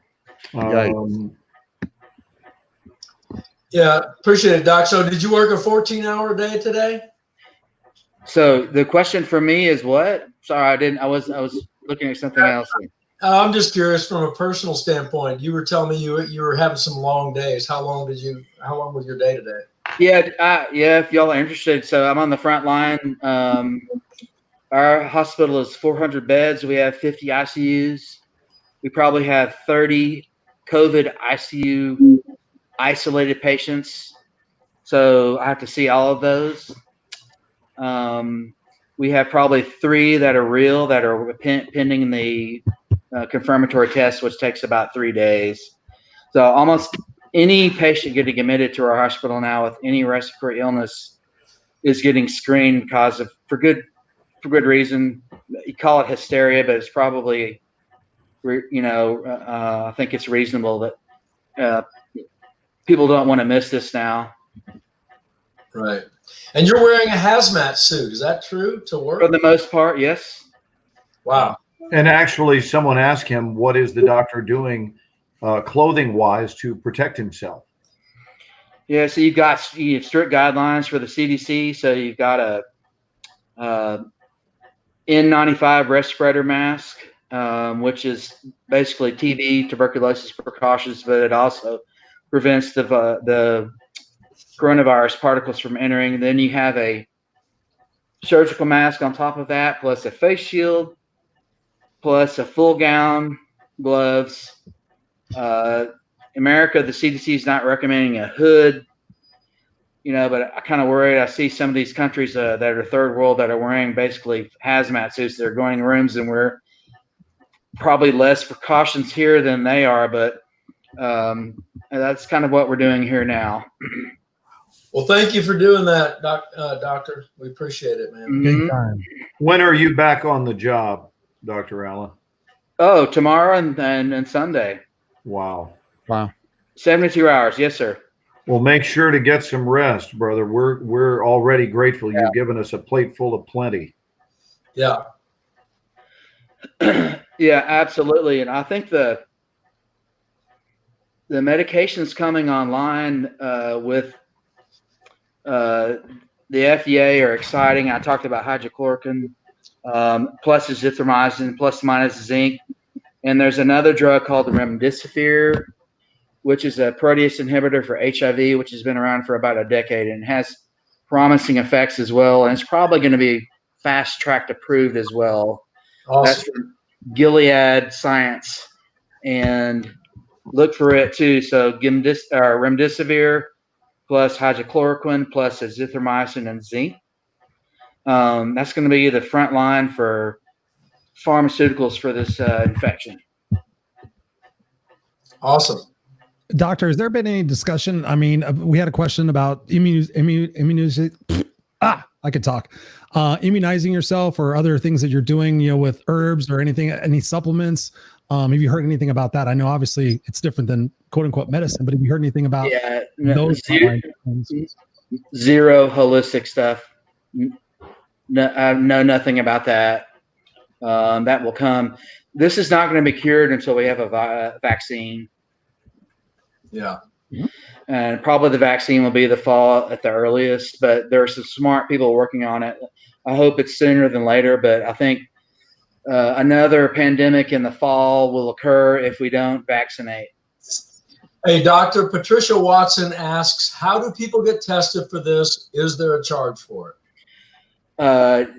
There is currently, if in my state, there are drive-in testing centers that will charge your insurance. If you don't have insurance, you'll get charged. However, if you saw, the government is offering free testing, which is going to be at the Target, Walmart, CVS, and Walgreens parking lots.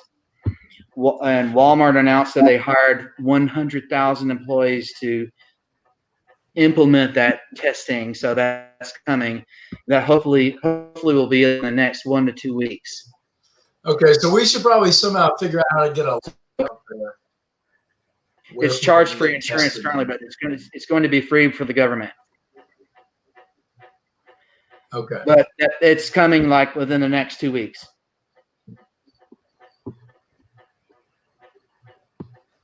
Got it. So we won't have it. It's basically not really available now. We're going to be getting it in a couple of weeks. Well, no, it's available, but like at my hospital, it's a send-off test to the health department, which takes 3 days. Okay. However, in our city, there is one large drive-through testing center that offers rapid turnaround testing, but they do charge your insurance. That's coming online in every state, every city, which is going to be expedited or augmented by the government through those 4 businesses that I mentioned, which is Walgreens, CVS, Target, and Walmart. Okay. And who's creating these tests? Is it one company that's creating all these tests, or is it a bunch of companies that are creating the test and are the tests absolutely equal, or is there going to be variation between the tests based on how they created them? Is there any discussion about that? Yeah, Roche is the main company that has the assay. It's a reverse transcriptase PCR.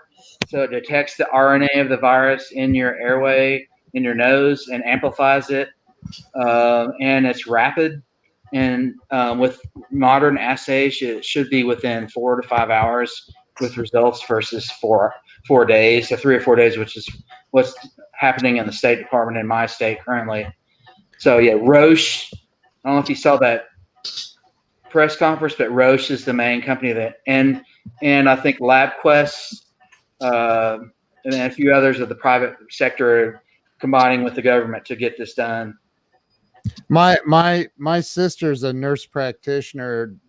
She works in a family practice, and it seems like whenever flu season is in at its height, at some point she ends up with some form of it eventually, because that's all she does is treat patients with the flu all day. What are you guys seeing that in the medical world with medical professionals getting infected with this, even though all these precautions are being taken? I mean, absolutely, yeah. The Italy data is ominous. I can't give you a percentage, but there's multiple cases of a transmission to healthcare providers, especially RNs. They're at the bedside all day, all night. I feel for them as more than doctors. There have been multiple reports of physician deaths from China and Italy. So yeah, it's a huge risk. Wow. Yeah. Community transmission is real.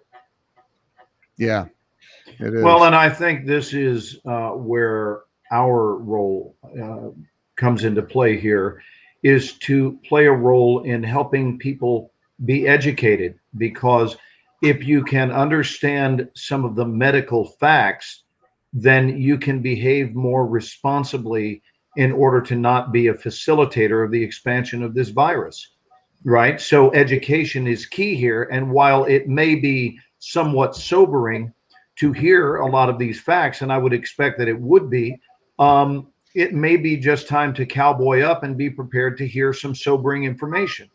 I don't think this is really a time when ignorance benefits us. And that's really what this is about. I think we can afford to begin calming down a little bit when we have the facts. When a few of these floating question marks have been addressed, then we have a better idea as to how we move forward. But to me, to move forward mindlessly with blatant disregard for what could be medically so, and acting in defiance of it, certainly not in our best interest as a world. Agreed. Yes, sir. Completely. Yeah. Susan asked a question. She said she was told to put water under her nose, then use a hair dryer to heat it to kill the virus. Is that true? No. That sounds kind of weird. Yeah. You've seen probably on social media this post that you have it harboring in your upper airway and your mouth for a week, and you can gargle with something and get rid of it. Completely a farce. That's not supported by any facts. So please do not pay attention to that. That's false. Awesome. Thank you for that. Yeah. So no, doesn't work. No. Right. Wow. This has been educational. Thank you so much. Really appreciate it. And that's the idea. And that, even in the midst of these times, there is still a way to find the human element. I did a medical series many years ago called The Human Factor. And I always loved that title. And I think I probably understand it more now at age 60 than ever before, because there is the human factor. And now we have moved from this being a medical situation to what do us humans, who are in theory supposed to be an evolved species, I emphasize supposed to be, are we ready to rise to the occasion of the evolved species we were supposed to be, and frankly, I will even take it a step further and say intended to be, when we arrive, to be the ultimate stewards? the ultimate stewards of our world, the ultimate stewards of all things, and especially the ultimate stewards of one another. So there are some other aspects of this to be considered. And right now, one of the words that, in my view, is being pushed to the front lines is the word stewardship. And what can we be doing to demonstrate our stewardship of this condition? Because it is, right? I mean, it is what it is. But what's in question, that's not in question. That is going on. What is in question is, what is our level of engagement? What is our level of concern? What is our level of stewardship? How prepared are we to comply in a way that is medically sound, that gives us our best shot? Because at the end of the day, one of the things I think we can breathe deep and relax about is all we have, not only all we have right now, but all we have ever had for as long as human beings have been on the face of the earth, is what I call our best shot. What is your best shot? What behavioral patterns give us our best shot? And then by all means, let's engage that. You know, Chris, you referenced, if I can go back to something that you referenced before Dr. Allen came on and joined us, is you were referencing, because to me, all aspects of tonight's discussion have been valid. I think they're all valid. I don't think that one section is more valid than another. They're all very, very relevant. But you mentioned someone talking about doing their best. You know, this is a catchphrase that has been thrown around as long as I've been alive, where people said, well, you know, let him alone, he's doing his best. and I heard that growing up here in Texas. I heard it for 35 years in California. It's just one of those things that we say, well, she's doing her best. And I've done talks about that very topic. And I have decided that the term doing one's best applies maybe, and I believe this is an accurate statement, maybe it applies 1% of the time. 1% of the time. That a more accurate statement with regard to doing our best, it's not that people are doing their best. That's bullshit. What is the truth is that people are doing what they are willing to do. And that's about ownership. When you say, no, actually, it's not true. I wasn't doing my best, but I was doing what I was willing to do. Right. And you'll find that when you really look at those two descriptions of, if you can really get rigorously honest with yourself, was I doing my best in a given situation, or was I, more accurately stated, doing what I was willing to do? And when you put those side by side, invariably, the vast majority of people will come up with, it may be painful to admit, but I was only doing what I was willing to do. And this might be time to step it up a notch. In fact, my plea with humankind is that it is time to step it up a notch, and don't just be willing, or don't just do what you're willing to do, but actually call yourself to action and do instead what you previously were unwilling to do. But now you're willing to do because the stakes have changed. And that's all. It's time to cowboy up. It's time to do it differently. And here's what this situation doesn't care about, in my view. And all of this is us merely expressing an opinion. But in my view, it doesn't care how we feel about it. My feelings about it, in other words, do I like it, are irrelevant. It doesn't matter if I like it. It's time to take one for the team. If it is inconvenient as hell, I still want to do it if it is what is medically recommended. If it is medically sound, then sign my redheaded ass up. Sign me up to be a practitioner of what is medically sound in this emergency situation, because then I will have done my part as a contributing member of the human race. And I think this is where better education needs to come into play, because we can't expect people to be doing their best when they haven't even been educated as to what it is they're dealing with, or what it is we are facing as a global community. Does that make sense? Oh, absolutely. Absolutely, brother. Yeah. I mean, that's why, I mean, when you sit there and you talk about, one of the things I was talking to somebody the other day, they were freaking out. And I said, here's how simple it is. Life is supposed to be simple, but we as humans complicate the shit out of it with all this other extraneous shit. Pardon my French. But really, it's just about, are you part of the problem or are you part of the solution?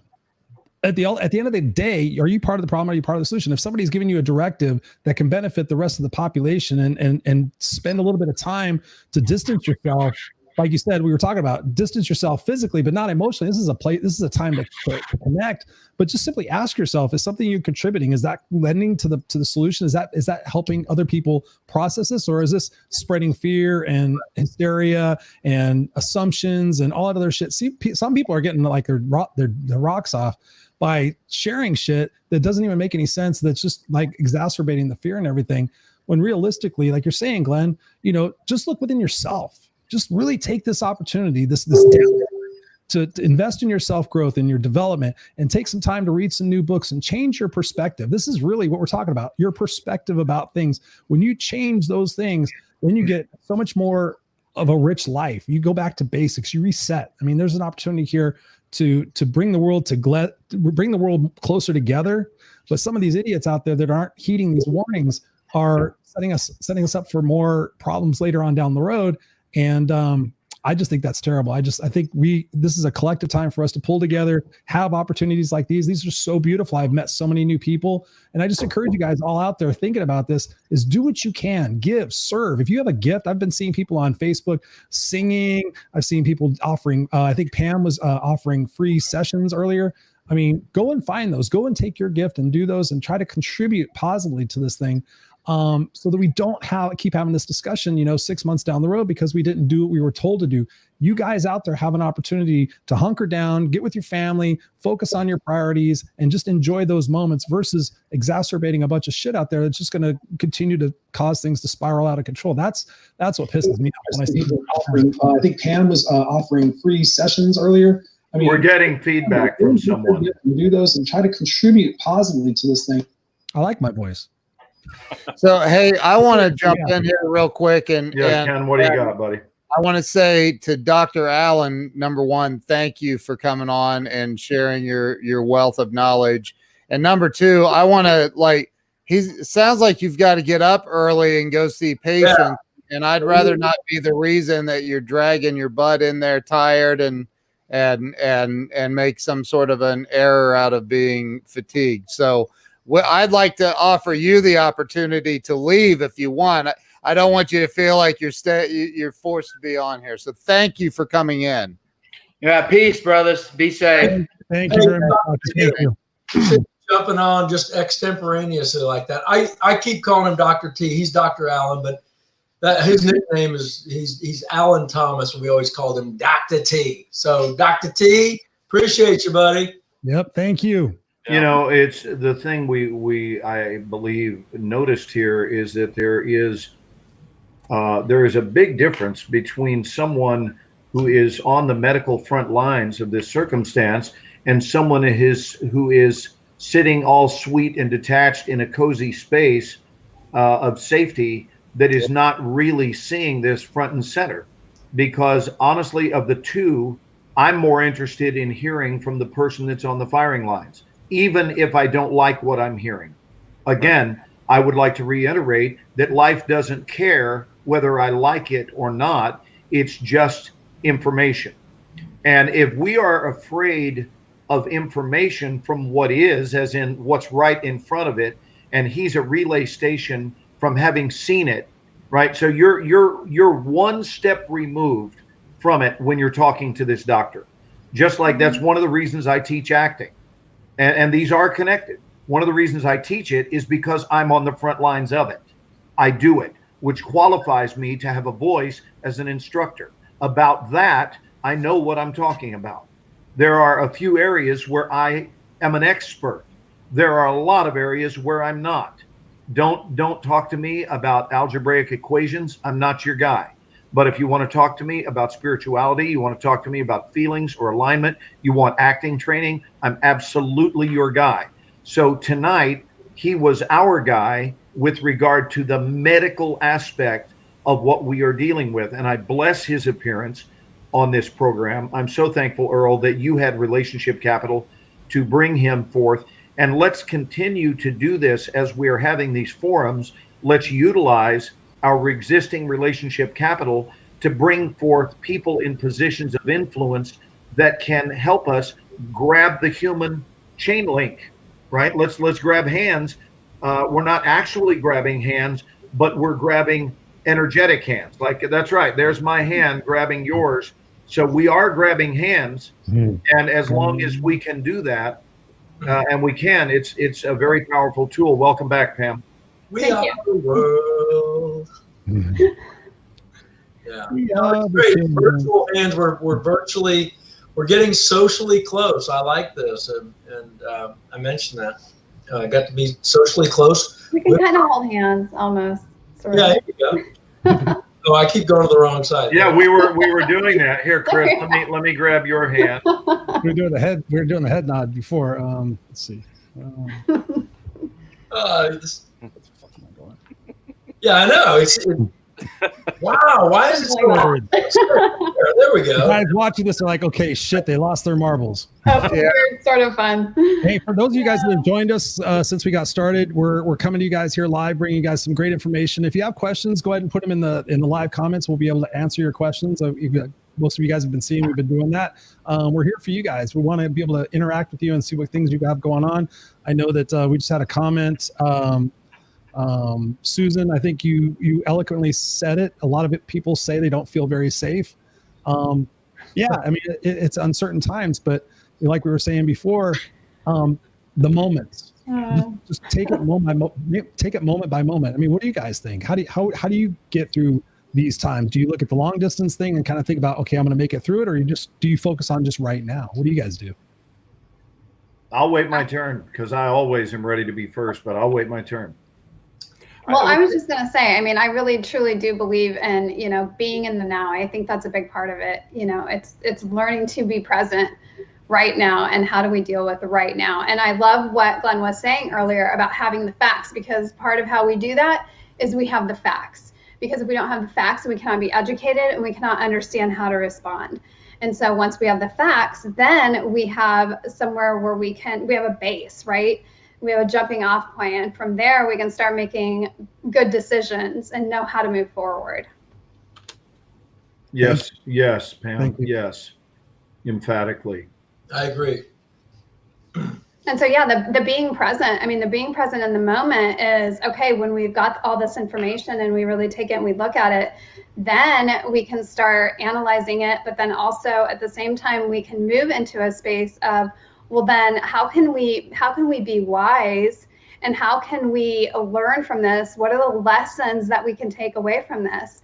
So what is this teaching us? It's kind of all encompassing to me in some ways, that it's how do we do this individually? How do we see how we can benefit from it individually? And then also collectively, because really anything that shows up, whether it's, for all of us or personally, that we find challenging or difficult, it's showing us something, that it's giving us information. And that's what it is. It's data. It's data for us to look at and analyze, and then to be able to use to then better ourselves or better our society or our communities. And, going back to, someone was talking earlier about, I think it was Ken actually talking about, Abigail's fear. And I think the impact that this is having on kids is really important to make note of, and to understand that we as the adults have the responsibility to show them how to do this the right way. And so, but we can't do that unless we really understand, unless we have the data, and then we can start making the right decisions with it. Elisa Annette, who is our dear cherished member of the Extra Mile group here in Dallas, said with regard to how do you take things, and she said, during the free fall, take it moment by moment. And if that is too much, take it breath by breath. Well, I couldn't agree more. I think that is beautifully stated, Elisa. And I also would recommend taking a break from something. Just take a break. So this is something that you can do, meaning watching this during a break. And then you can also take a break from this, meaning take a break from watching this. I take a break from doing these. I love being a part of this team. I don't dread it. I look forward to being a contributing presence. But I tell you, then I shift gears and I take time to do a little gardening.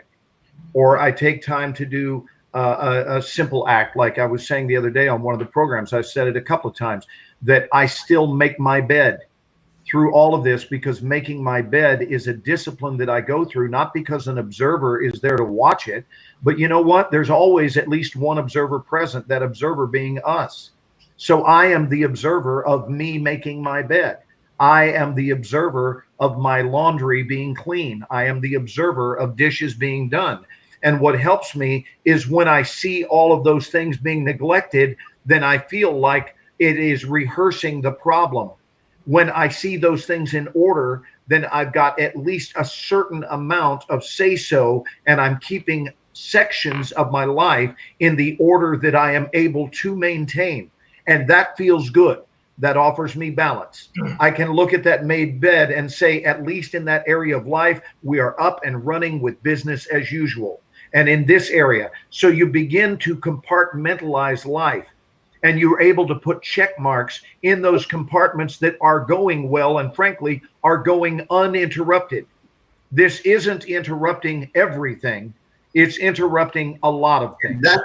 But some things are still normal. Some things are still absolutely unfazed. My cats right now are having the time of their lives. Yeah. And I took a great photo. I don't know how to forward it. Chris, if I forward you that photo, or I send it to you. You send it to me. Is there a way you can put this photo up and show them? And I want to show you how unaffected my cats are by this catastrophe. Okay, this is them sleeping head to head they're fast asleep, and they are sleeping on top of their mother, who, by the way, happens to be Carolyn, right? So Carolyn was snoozing. Thank you, Chris. And those are 2 of our 5 cats. And so I'm thinking, when I feel any sense of overwhelm, then it is possible. And again, about this subject, I'm not joking. What can I do in this moment to become cat-like? What can I do in this moment to breathe and relax my head and close my eyes? And I think it differs from person to person. For some people, it's to take a good nap. For some people, to read a book. For some people, to do gardening. For some people, to work on their stand-up routines. Earl, that might be something that becomes a beautiful distraction. And that is not to say a distraction to ignore the matter at hand. It's simply to give us balance. It's to give us something other than this to make our additional focus, because what can happen if we're not careful, and this is part of mental health, is we can obsess over anything. You know, we could choose to take a topic and obsess over the awfulness of it, and you would discover that within 30 minutes of that obsession, you're feeling awful. Right? You're feeling awful, and it's simply because that's the pond you've been swimming in. So let's swim in multiple ponds. And we've been swimming in the pond of education, but now let's begin to realize that there are other ponds we can be swimming in order to maintain emotional health. Bravo. Bravo. I love it. Hey, I've got a first contribution to that. In this moment right now, everyone who's got an internet connection should look above them and see there's a roof over their head. There's no rain coming down. No one is shooting at you. You're better than a lot of people in the world right now. Now, some people might say, yeah, but I know I got a roof over my head, but I'm worried that I may not be able to pay rent. So right there, when you come up with that worry, that's the first movement out of the moment. You've now moved into the future, and you're living a problem that might happen in the future. You're not living in the moment. So and the future that also includes your landlord. That's meaning your landlord, who you're concerned about, is also facing this current pandemic situation. None of us are facing it uniquely. We're facing it globally. And so the commonality of it, to me, is what breeds compassion. And especially once you become conscious. I will say this in front of this audience, as we said to our children, Earl, we said to our kids that the number one thing when we were raising Greg and Emily, above all else, be conscious. Be conscious. because once you become conscious, then you open your life to all other things added to you. But if you are living unaware, those doors remain closed.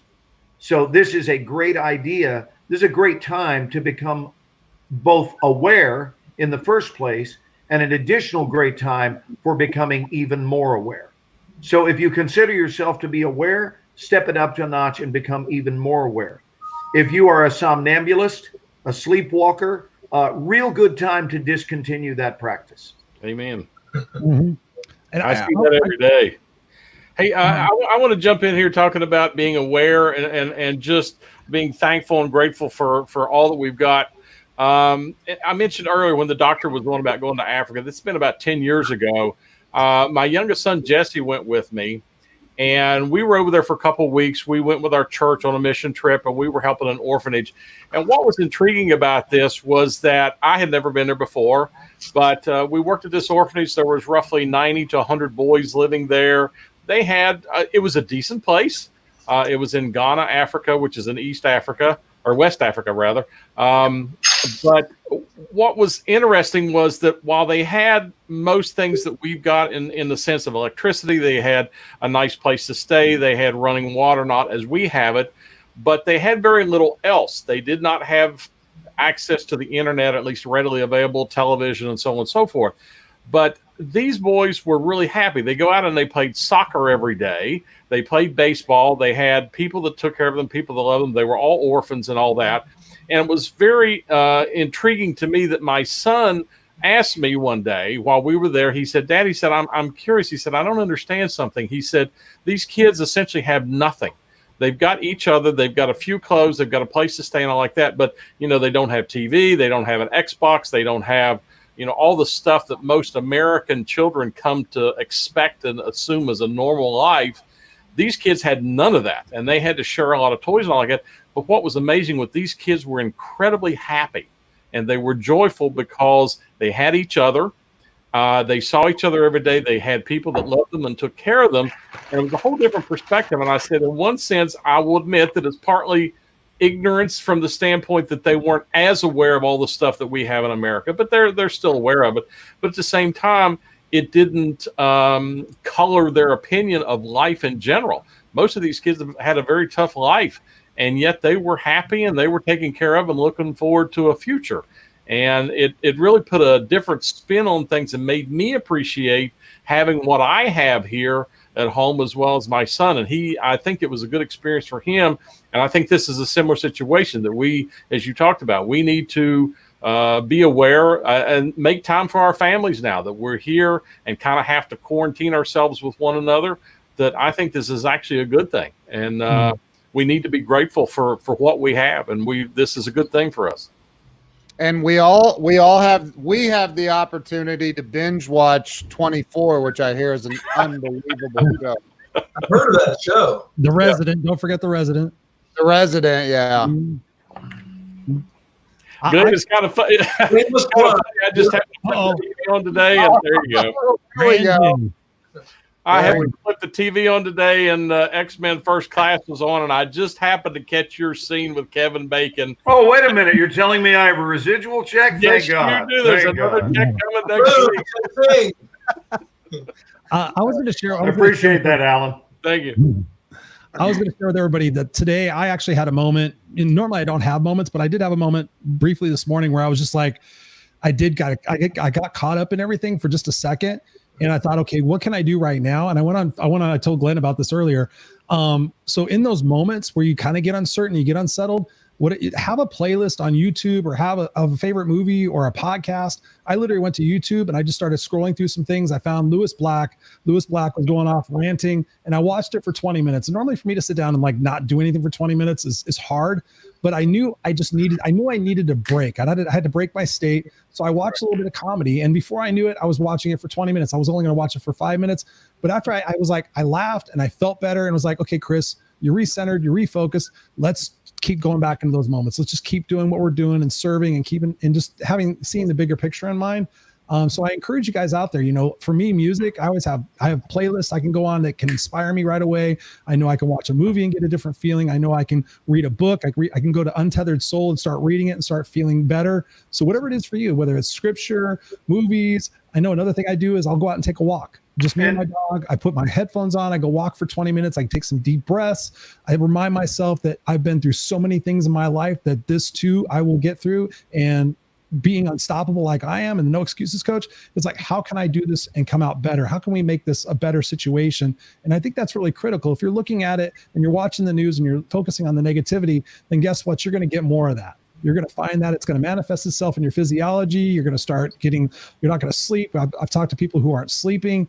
I mean, you really need to take care of yourself. Make sure you're hydrating, make sure you're eating, make sure you're getting some exercise, getting the air, but just have mechanisms in place that will get you to calm down and kind of just get out of the moment where you're maybe being hysterical or chaotic, and just recenter yourself. I mean, it's just so huge. I keep having people message me right now and asking me questions. So just take those moments and just have some fun. Just try to do what you can do to bring some light into your life.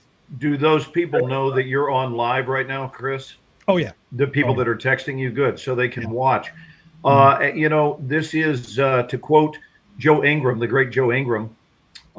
We have survived 100% of all calamities which have befallen us to this point, right? So everything that has happened, what we all have in common, if you're still here, if you're still on the earth, you've survived it, right? You've survived it. And no matter how bad you thought it was, whether it was a medical condition, if you thought it was divorce, if you thought it was a financial disaster, your business folded, you're still here.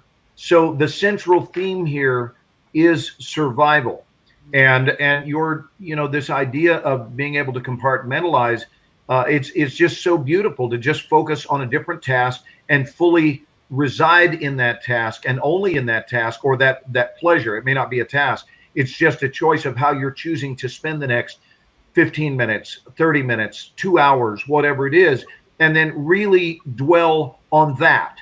And allow yourself to be fully present in that, because you can always get back to the thoughts and feelings and ideas that you're having that have been brewing under the surface with regard to COVID-19. You can reopen that box. So I think we have to become masters of going in and out of different boxes in order to maintain excellent emotional health. And not to mention, Chris, here's something else. And maybe this can be a really good conversation point. This is not just my theory. This has been proven. This has been proven medically that there is an identifiable correlation between the feeling realm and symptomatic outcome, meaning that feeling good, I'm going to say this in the most basic way I can say it. Feeling good is good for you. Yeah. Feeling good is good for you. There is no better medicine on the planet than laughter. One of the reasons I feel incredibly healthy around my dear friend Earl Browning is because I laugh all the time. We laugh. We laugh a lot. And all of you, except Pam, because I've just now met you, all of you on our resumes, one of the things we have in common is we have laughed immeasurably. Chris, I've laughed with you many times. Mm-hmm. Alan, you and I have laughed unendingly. Oh, yeah. You know, and Ken, you and I have had so many laughs, and you and I waited to meet. Our relationship was formed during this crisis. Yep. And yet it did not keep us from finding our own smiles. Yep. You know, and I got to tell you, the week that my brother died, I wasn't unable to hear someone with a smile in their tone. The fact that I was having a really tough time being grief-stricken, I was still able to appreciate the value of a good story, the value of a pun, the value of a joke. And when we start shutting those things down, it really can be adversely affecting our health. So we're talking about a health issue now. We're talking about being medically sound. The truth of the matter is, now is a good time to have a good time, if for no other reason than the fact that it can bolster and does bolster your immune system. So really good idea to find, here's a question I want to throw out there. What, whether during a crisis or not, what is it that brings you joy? What is it? I'd like to say something. First off, I think that, and especially in the United States, we have an addiction to stuff. And Yes. George Carlin did an old skit about stuff, right? Mhm. Love that. Hilarious skit. Classic. Still true today.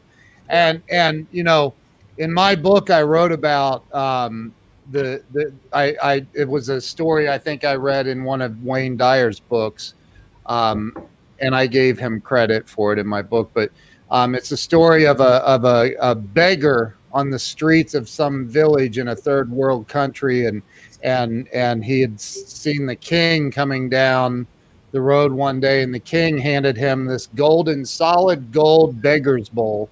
And it was the most precious. I mean, all this dude had was a loincloth and a beggar's bowl made out of solid gold. And he was just so elated. And he went under this bridge to sleep that night. And he noticed that there was this thief lurking about, and he couldn't sleep. And he kept pulling the bowl in closer and seeing this thief hiding and trying to get to his bowl. And finally he got up and he walked over and he handed the bowl to the thief. And he said, "Would you please take this thing so I can get some sleep?" And he turned around and walked away and went fast asleep. And the next day the thief comes back and brings the bowl back and says, "This is not what I want. What I want was what gave you the ability to give that to me so freely." And I think that the moral of that story is we're so freaking attached to our shit. And if we could learn that we don't have to be attached. And maybe it's easy for me because I've lost everything more than once in my life as an adult. I mean, several times. So it's a little bit easier for me to be detached in that sense. And if we can learn how to become more attached to our internal selves by meditating and learning how to truly get in touch with what we are, the essence of what we are is we are spiritual beings walking around trying to look like Billy Badass with my freaking cool ass microphone, my big Apple system here, and my speakers and my don't overlook the buildings behind you that you own. Right. and my stack of $100 bills here that's not even real money.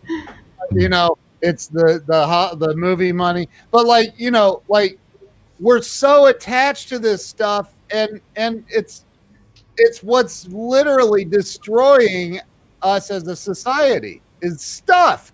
And again, I'll reference, go look it up on YouTube, George Carlin's skit about stuff. Yeah. It's hilarious. Good skit. Well, and the point is here, Ken, the vast majority, not everyone. I'm not a stuffed person, by the way. I've never been a stuffed person. My friend Vance was always impressed by the fact that I have, for the longest time, we have 3 cars, 2 of which are in Dallas and 1 which is in Los Angeles. And 2 of the 3 cars we have are a 1990. I say this publicly, right? So here I am going out and saying this, are a 1999 Honda Accord. 1999. I want to make sure that everyone hears that, right? So I've got a TV series on Fox. I have a 1999 Honda Accord, and I have a 2000 Buick, which got Earl out of trouble. The Buick, this piece of garbage, silver, middle-aged man's Buick, which I did not buy. It was my stepdad's car, and it is a physical thing that is a link with my father, who has passed away now. And I have a 2007 Gold Infiniti. That is my newest car. And to be clear, I can afford to go pay cash for any car I want, and have been in that position for years. But I don't need to be, because I don't define my penis size via the car that I drive. I was Right. getting ready to say, so what you're saying is if they pay minimum wage to be on TV. My worth is not determined by the car that I drive, and never has been and never will be. And if someone doesn't like that, then don't ride in my car. I mean, it's really all of them, and I can attest to that. Yes. Yeah, that's true, Alan. You've ridden in all three of my old vehicles, and people will also tell you, here's what I'm not. So a little insight. Someone could say, well, that translates into Glenn Morshower is cheap. No, I'm not. In fact, I routinely pick up checks for friends of mine and have been for years. I just choose to express my relationship with money differently than the average person does. And to me, a car is not a status symbol. It does not define who I am, and it has never once increased my penis size. It's really just, where are we placing our values? Now, we wanted to stay on this theme of getting into the uplifting part of it. I have something that I am able to provide right now for the audience, for you guys as well, which is a fun story regarding George Carlin. Not only do I have all of his old albums, if you remember albums and vinyl. But I have the modernized versions of every routine George has ever done, an enormous fan of his. And then I spent the last stretch of his life as a friend of his, and he a friend of mine. Wow. And I want to tell you a little story about becoming friends with George Carlin. Yes. With your blessing. May I tell the audience this story? Please. So it's a beautiful story because George Carlin was one of the few people that ever entered into the room of deifying him. In other words, I really worshipped George's skill set from the time I was a young boy, and I first started watching with the 7 words you don't say on television, right? And so and I can name them, but I won't right now on this link. But I loved Carlin. And then many years ago, I had been to see George Carlin doing his stand-up all over. I had probably been to 4 or 5, I guess they still call them, I don't know if you call it an event or a concert, but these big events for a few thousand people in stadiums that we're currently not getting to experience. But what a great time to become familiar with one of the true greats. He was one of the comedic greats of our world. He was also an extremely smart man. And there was this merging of brilliance with comedy. And so he was the thinking man's comic. I think people who are not real bright a lot of times didn't fully get George and his gifts. Well, I saw George Carlin at Caesar's Palace. Carolyn and I went to see him. And at that time, my dear friend Peter Chaconis had a talk show in Los Angeles called The Late Mr. Pete Show on KTLA, Channel 5. Actually, he hadn't even gone to KTLA yet. He was doing, and how many of you in the audience know the story? And thank you. This is a pleasure being able to share this story with the audience. But he did what was called a cable access show. Right? Do you guys know about cable access? So, Wally George used to be on that. Yes, exactly. So Wally George was like the ultimate template for cable access success. Mm-hmm. And Peter Chaconis, who was the funniest damn person I knew at a restaurant I was working at called Womp Hoppers in Los Angeles back in the 80s. And he decided that he was going to put his own television show together. And I remember the exact price. The price was $35. $35. He was given a half hour on public access. So listen, for those of you entrepreneurial minded people that are out there thinking, what can I do that's creative with this downtime that we have? So one of the things you can do, and I strongly encourage it, is either activate the entrepreneurial mind for those of you who consider yourselves to be entrepreneurs. And for those who have never even heard the word entrepreneur, this would be a great time to look it up and become familiar with what it means to be of an entrepreneurial mindset, where you're thinking about what you can do to work for you. What can you do to bring something unique and powerful to the world using this gift, right? The gift of your mind. So my friend Peter put $35 into action.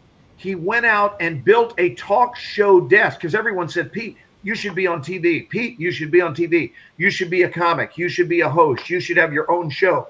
And finally, after being pulverized with all of this input on how you should do it. You should do it. You should do it. Like Earl, you should go into comedy. You know, we've got students of mine that I say, you should do this. You should do this. Be an actor. You'll have your own sitcom. You should do it because you're wired. So let me move the story forward. He went into a friggin' dumpster, and found the wood. Talk about being resourceful. He found the wood to build a desk with. And it was kind of in fun anyway, because it was cable access. And he built a desk and set up a talk show where he was the host and was doing all of his comedy routines. This is a guy who was a waiter for a restaurant owned by Universal Studios, who was the most entertaining person I had ever met. And now for $35, he's got himself on the air. This is long before the internet. Now it would have been much easier. He wouldn't need cable access. He would simply use the internet and go out to a much larger audience, and he would do it for free. But here is what went on to happen. This guy my dear friend Peter, gave out his home phone number, which could be viewed as dangerous. I don't recommend it, but he gave out at a much safer time in our evolution, right? He gave out his home number, and people started calling him because they wanted to talk to the guy who was so funny. And one of the people who called him was friggin' George Carlin. Wow. And several people started talking because, you know, not every virus is bad. There are a lot of good viruses. And this, what we're doing tonight is a form of a good virus. Entertaining videos we say they go viral, right? So, so it's not always got a negative association with it. So now the celebrities started talking, and he became the coolest hip show. It was a cult show on cable access for $35 in Los Angeles. And now let me tell you who called him. Roseanne Barr. And this was pre-Roseanne. This was when Roseanne Barr was a comedian and hadn't had her own big landslide of success yet. How about this name from the distant past? Flip Wilson. Oh, wow. Flip Wilson called him. Here comes the judge. And the list goes on and on and on. So now let me move to how I met George. So George Carlin is talking with Peter and saying, hey, kid, you got the stuff. You're incredible. I just want to, I want to encourage you because you're going places. And you just cling to the vision. Hold on to your dream. You're going somewhere, kid. And he kept telling him that. And finally, Peter mustered up the courage. They had a couple of conversations. It was all legit. And he asked George if he could do his show. And George had gigs lined up, solid every, week. He had so many gigs lined up that he couldn't do it at the time. But he said, please don't feel minimized by me not doing your show. I'm busy right now, but I really want to encourage you because you're doing something very special. Cut to, I go with Carolyn to Caesar's Palace to see his show, concert, whatever you want to call it. I had seen several. This was maybe my 6th or 7th time to see this man who I'm very entertained by. And I sent a handwritten note. Some of you may not be familiar with what that is, but it's a pad and you can use a pencil. I don't even know when the last time someone used a pencil was, but I wrote actually in pen. Here's what I wrote, and I remember it as though I had written it 5 minutes ago. Dear Mr. Carlin, this will officially serve as your handwritten, hand-delivered invitation to be a guest on the late Mr. Pete show in Los Angeles. Why deprive the American viewing public their God-given right to see two great comedic geniuses come together? Signed, yours truly, Glenn Morshower of the Mr. Pete Show staff. Now, mind you, he doesn't have a friggin' staff. There is no staff. I was his self-appointed staff, and he doesn't even know I'm doing it. That's awesome. I tell the page at Caesar's, man, I'm getting loud. Sorry, I'm blowing you guys away with the microphone. No, you're fine. I'm excited. You know how excited and passionate I get. So I thought, there is no doubt in my mind, the spirit of no doubt. That's one of our affirmations at the school. There is no doubt in my mind that this note is going to be read by George. And I really believe that that is part of the required formulaic equation to activate manifestation, is the presence of no doubt. So I did not spend an ounce of energy hoping that George would see it. I spent all of my energy knowing that George would see it. And I presented myself to the page. I said, my name is Glenn Morshower. And he, fortunately, it helped that he recognized my face. I said, I am not simply giving you this to give to Mr. Carlin as a fan. This is actually an invitation for him to be a guest on a talk show in Los Angeles. Will you please make sure that he is given this? As I gave it to him, I knew unequivocally this is going to be given to George, and it's going to be given to him immediately. That was Saturday night. We went on to stay and see the show. Monday morning, my phone rings, and it is Peter Chaconis, who says to me, and I quote, "I owe you for life."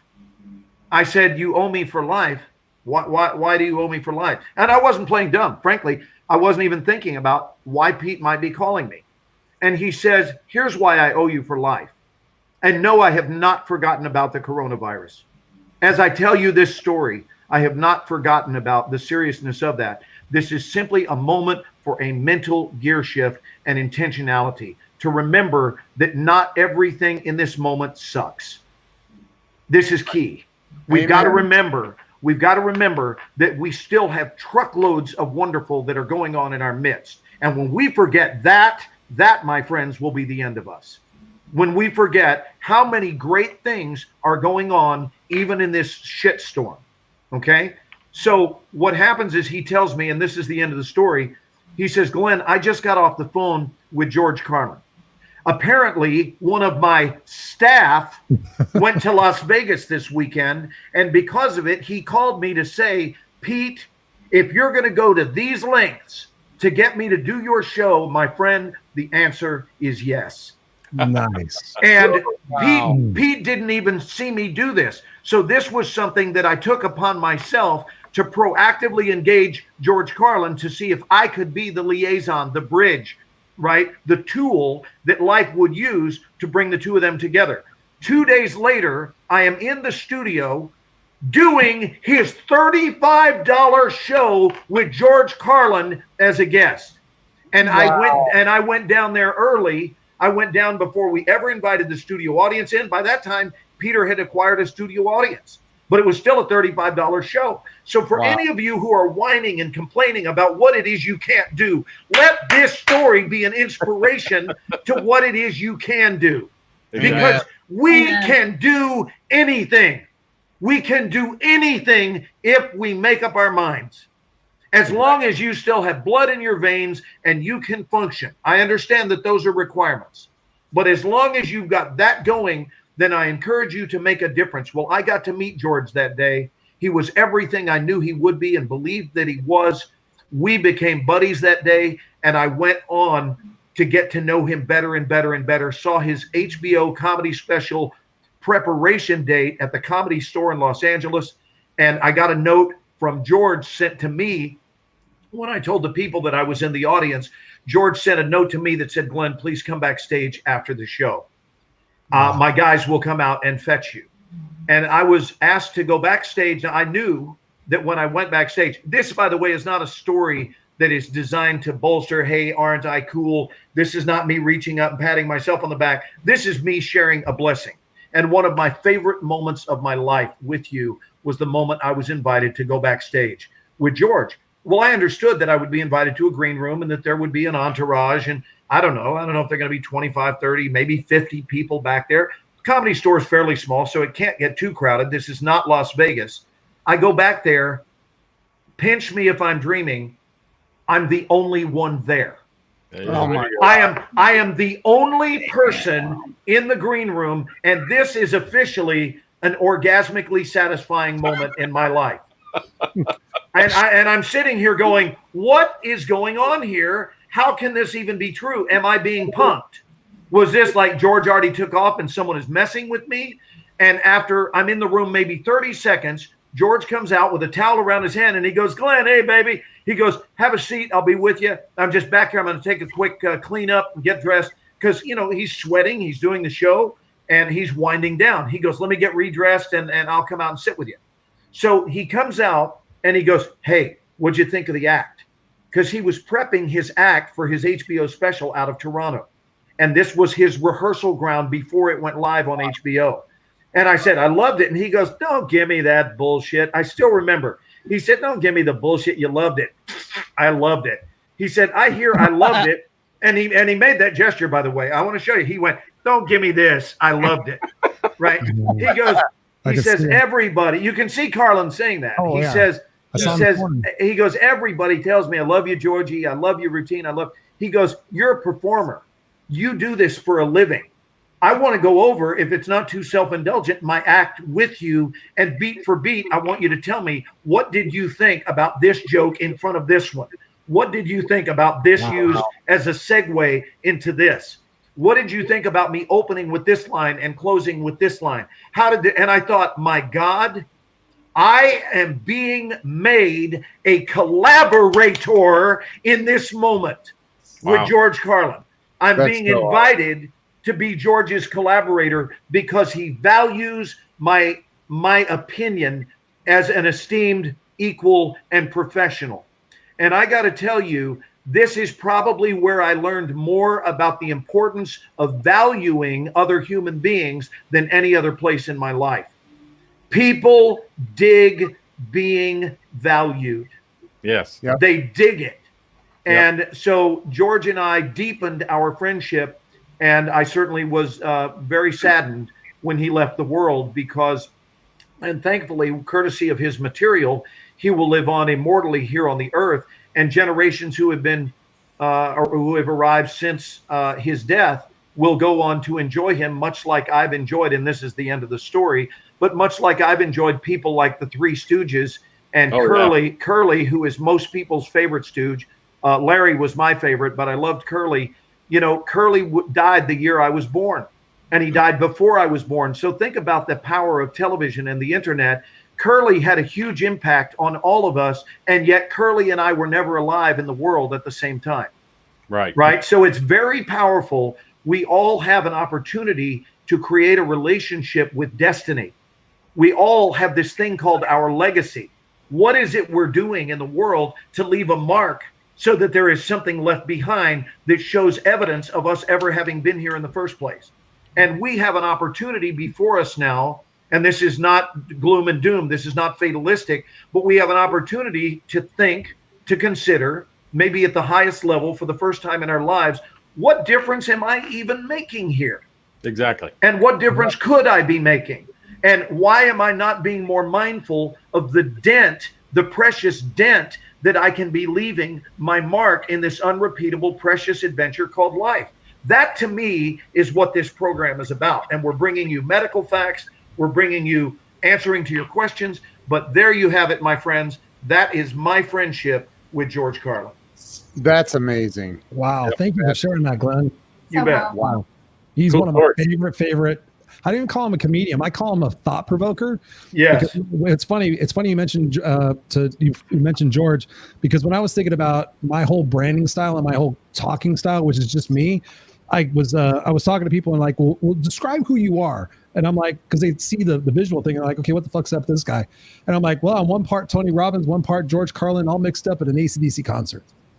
So that describes me. I'm one part Tony Robbins, one part George Carlin at an AC/DC concert. Right. And you get it. And it's I think that's a beautiful story. I mean, you talk about showing up, serving, and just being genuine, and look what happened. I mean, literally, my relationship with you, Glenn, goes all the way back. When you think about, I tell people to show up, whether you know it or not. And I got an invitation to go to somebody was speaking, and I was like, I didn't feel like going, but I'm like, well, let me go check out this guy. And I go to this thing, and this guy was speaking and had all this great stuff. And I went to his seminars and everything, and all of a sudden, this guy named Glenn Morshower came out, and I was like, who the hell is this guy? I don't know who he is. All of a sudden, he starts talking, and I'm like, I don't pay attention it's hard for me to pay attention. I'm like, what is this guy doing? What is this guy saying? Then I just started talking to you. And then I just started interacting with you. And then the other day you sent me a link and I was like, what's this link for? What's going on here? And I just click it and I show up. And then this week has been fantastic. So dovetailing on what you said about George Carlin, when you show up, amazing shit happens. Amazing shit. I mean, just from me deciding to go to that one thing, I met Alan. I met so many phenomenal people, so many experiences in my life. I mean, just to dovetail on that and just kind of share that. But I have a question for Alan. Since you said your wife's a nurse, right? Yes. So what kind of things is she running up against? What kind of things is she coming back saying, man, I wish people knew this? Or I mean, from an insider's look, do you have any information that can kind of help us share with people going out to, like, you know, some of the misnomers or anything like that you can help us with? She has until actually today, she has been acting as a diabetic counselor, and she mostly does that kind of work until today. Well, the company that she works for, the health company, actually started doing flu testing, virus testing. They actually set up a drive-through tent at one of their offices not far from here. And so she was on the triage group today that the folks would come in and, you know, if they felt they had some symptoms, they would get tested for flu, and they would ask them questions and kind of determine if they had traveled internationally or very far within great groups of people or something, whether they would test them further for the particular coronavirus. But for the most part, it's starting to ramp up.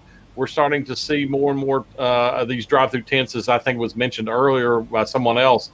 But right now, they're trying to take precautions as best they can. You know, they're wearing the masks and the gloves and washing their hands a lot and so on and so forth. Standard routines, but they're trying to be a little bit more cautious with this one. So it is ramping up. Awesome. Hey, thank you. Have you seen, one of the things I've been kind of concerned about is, has there been a drop in medical staff? I mean, have doctors kind of like walked away from this? Have nurses walked away from this, like scared they're going to bring it home to their families? Or are people still sticking in and staying loyal to their profession? No, all the ones that I'm aware of anyway, they have stayed loyal, and they just, you know, they go into this profession knowing what they're facing. And unless your heart's just not in it. And I remember this years and years ago, because my original intent was to become a doctor, and decided when I got into it, that wasn't my game. But I remember an old doctor telling me, if your heart's not in it, if this is not what your passion is really about to become a doctor, then do not do it, because you'll never survive. And I think that's the case with most of the people in the medical field, that I don't know if I want to say it's their passion, but their heart is really in it. They're trying to make a difference to help other people. And so I think it really takes that to make a big difference to work in that field. Thank you. Yeah. So this, by the way, just in from Joe Ingram, what is a pencil? This is a pencil. It's a mechanical one. A mechanical one. If you press this, the lead comes out. I want to follow up a little bit on what you were saying, Glenn, because I think it's such an important time for people to really start to have an awareness of their own power, and just to understand that even our past experiences, we are something we can rely on as a gauge for who we really are and the potential that we have. And so I just want to go back to that, because I think your story was so powerful and so potent in the sense that when we have that deep understanding of who we are, of the power that is within us, then we start to understand how we can transform ourselves, but we can also transform our world. And when one of us does it, then we're doing it for others too. And so you sharing out that message is a seed of transformation for people.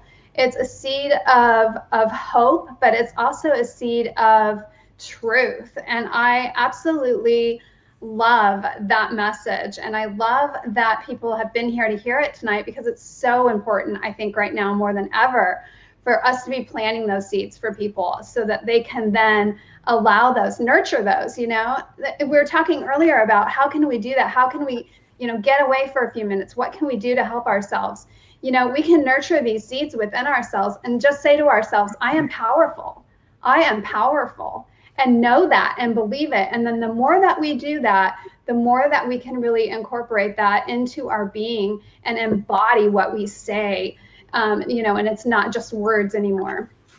And so I just wanted to follow up and add that to the story that you shared, because that really was impactful for me. I mean, I really appreciated you sharing that with us. Well, $35 and 3 people's initiative created a relationship and a friendship with George Carlin. $35 and the spirit of no doubt. And absolute certainty. Yes. Right.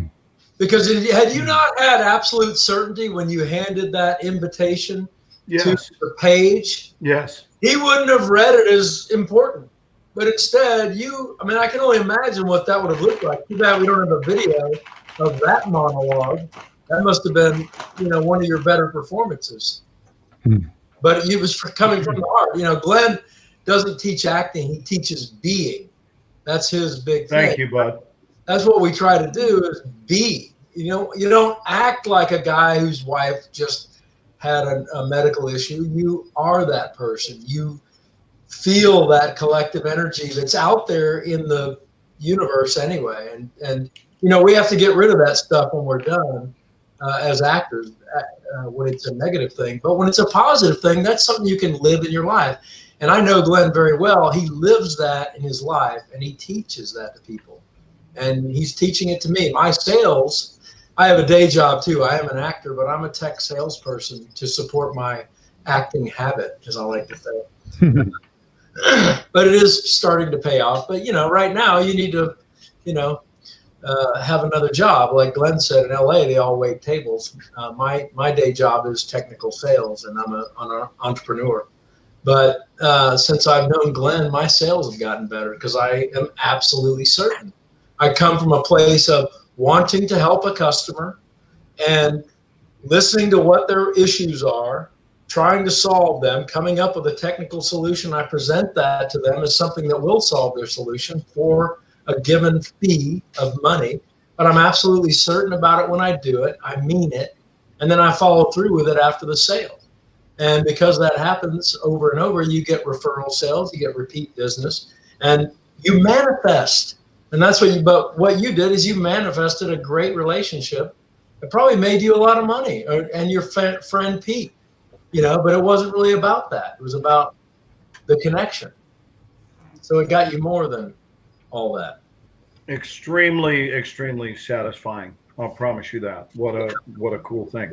So I know that any great gathering, and this is a gathering, I'm not going to ask you the numbers, Ken, but what I am, because I'm more concerned with the depth of this tonight than I am with the width or the numbers of people. That being said, though, I think that good news deserves to be shared. So I'm going to offer a call to action to everyone that's watching, provided you're having a good time. So I'm not asking everybody because I don't want you to do it if you're not having a good time.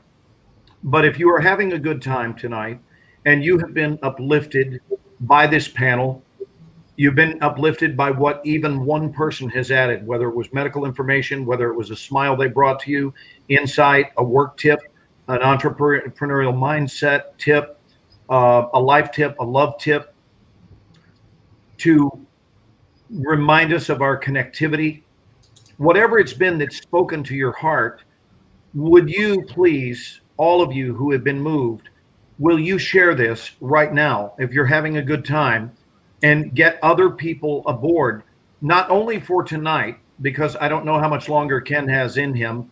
I'm the guy that'll go with you for hours and hours and hours, but Ken's also in the Eastern Zone. But I would like to set this up as a thing whether Ken hosts it or Chris hosts it or Earl hosts it, and I will graduate to the level of understanding technologically where I can someday be the host. This is one of my dreams, but those guys are better at it than I am. And when I say better, I mean by light years. They are better. But as long as we have someone who knows how to host these things, I'm glad to assemble with my extensive relationship capital, and everyone is invited to do that as well. But I have quite a Rolodex. There's a word from our past. I have quite a Rolodex of friends and of influencers and people that are well known, that have magnificent mindsets. And I want to assemble kind of a dream team of people who are here for you daily during this time, because frankly, what else are we doing? I don't have, some of us do have jobs to go to. I'm not one of those people. I am currently unemployed from the series. The series shut down, meaning The Resident. We shut that show down a week ago today was the last day of production. I had already left Atlanta the week before, and they didn't even finish out the show. They closed it out of protective concerns for everybody. They shut production down, and they're all unemployed. And my school, although still up and running, it's not up and running on its feet. We took the week off this week entirely, retooling what our new approach will be, practicing physical distancing, not social distancing. We already made that clarification earlier. Right on. We are going to be physically apart but socially unified via one of these web streams. And I will be teaching in a different modality than I've ever taught. But you know what? Necessity is the mother of invention. And so a new way for our class for now, for whatever period, has been invented by this. But I'm asking you to share, because if it's too late for someone to come aboard tonight, that's great. I know that I will be around tomorrow. I suspect Chris will be with me. Hell yeah.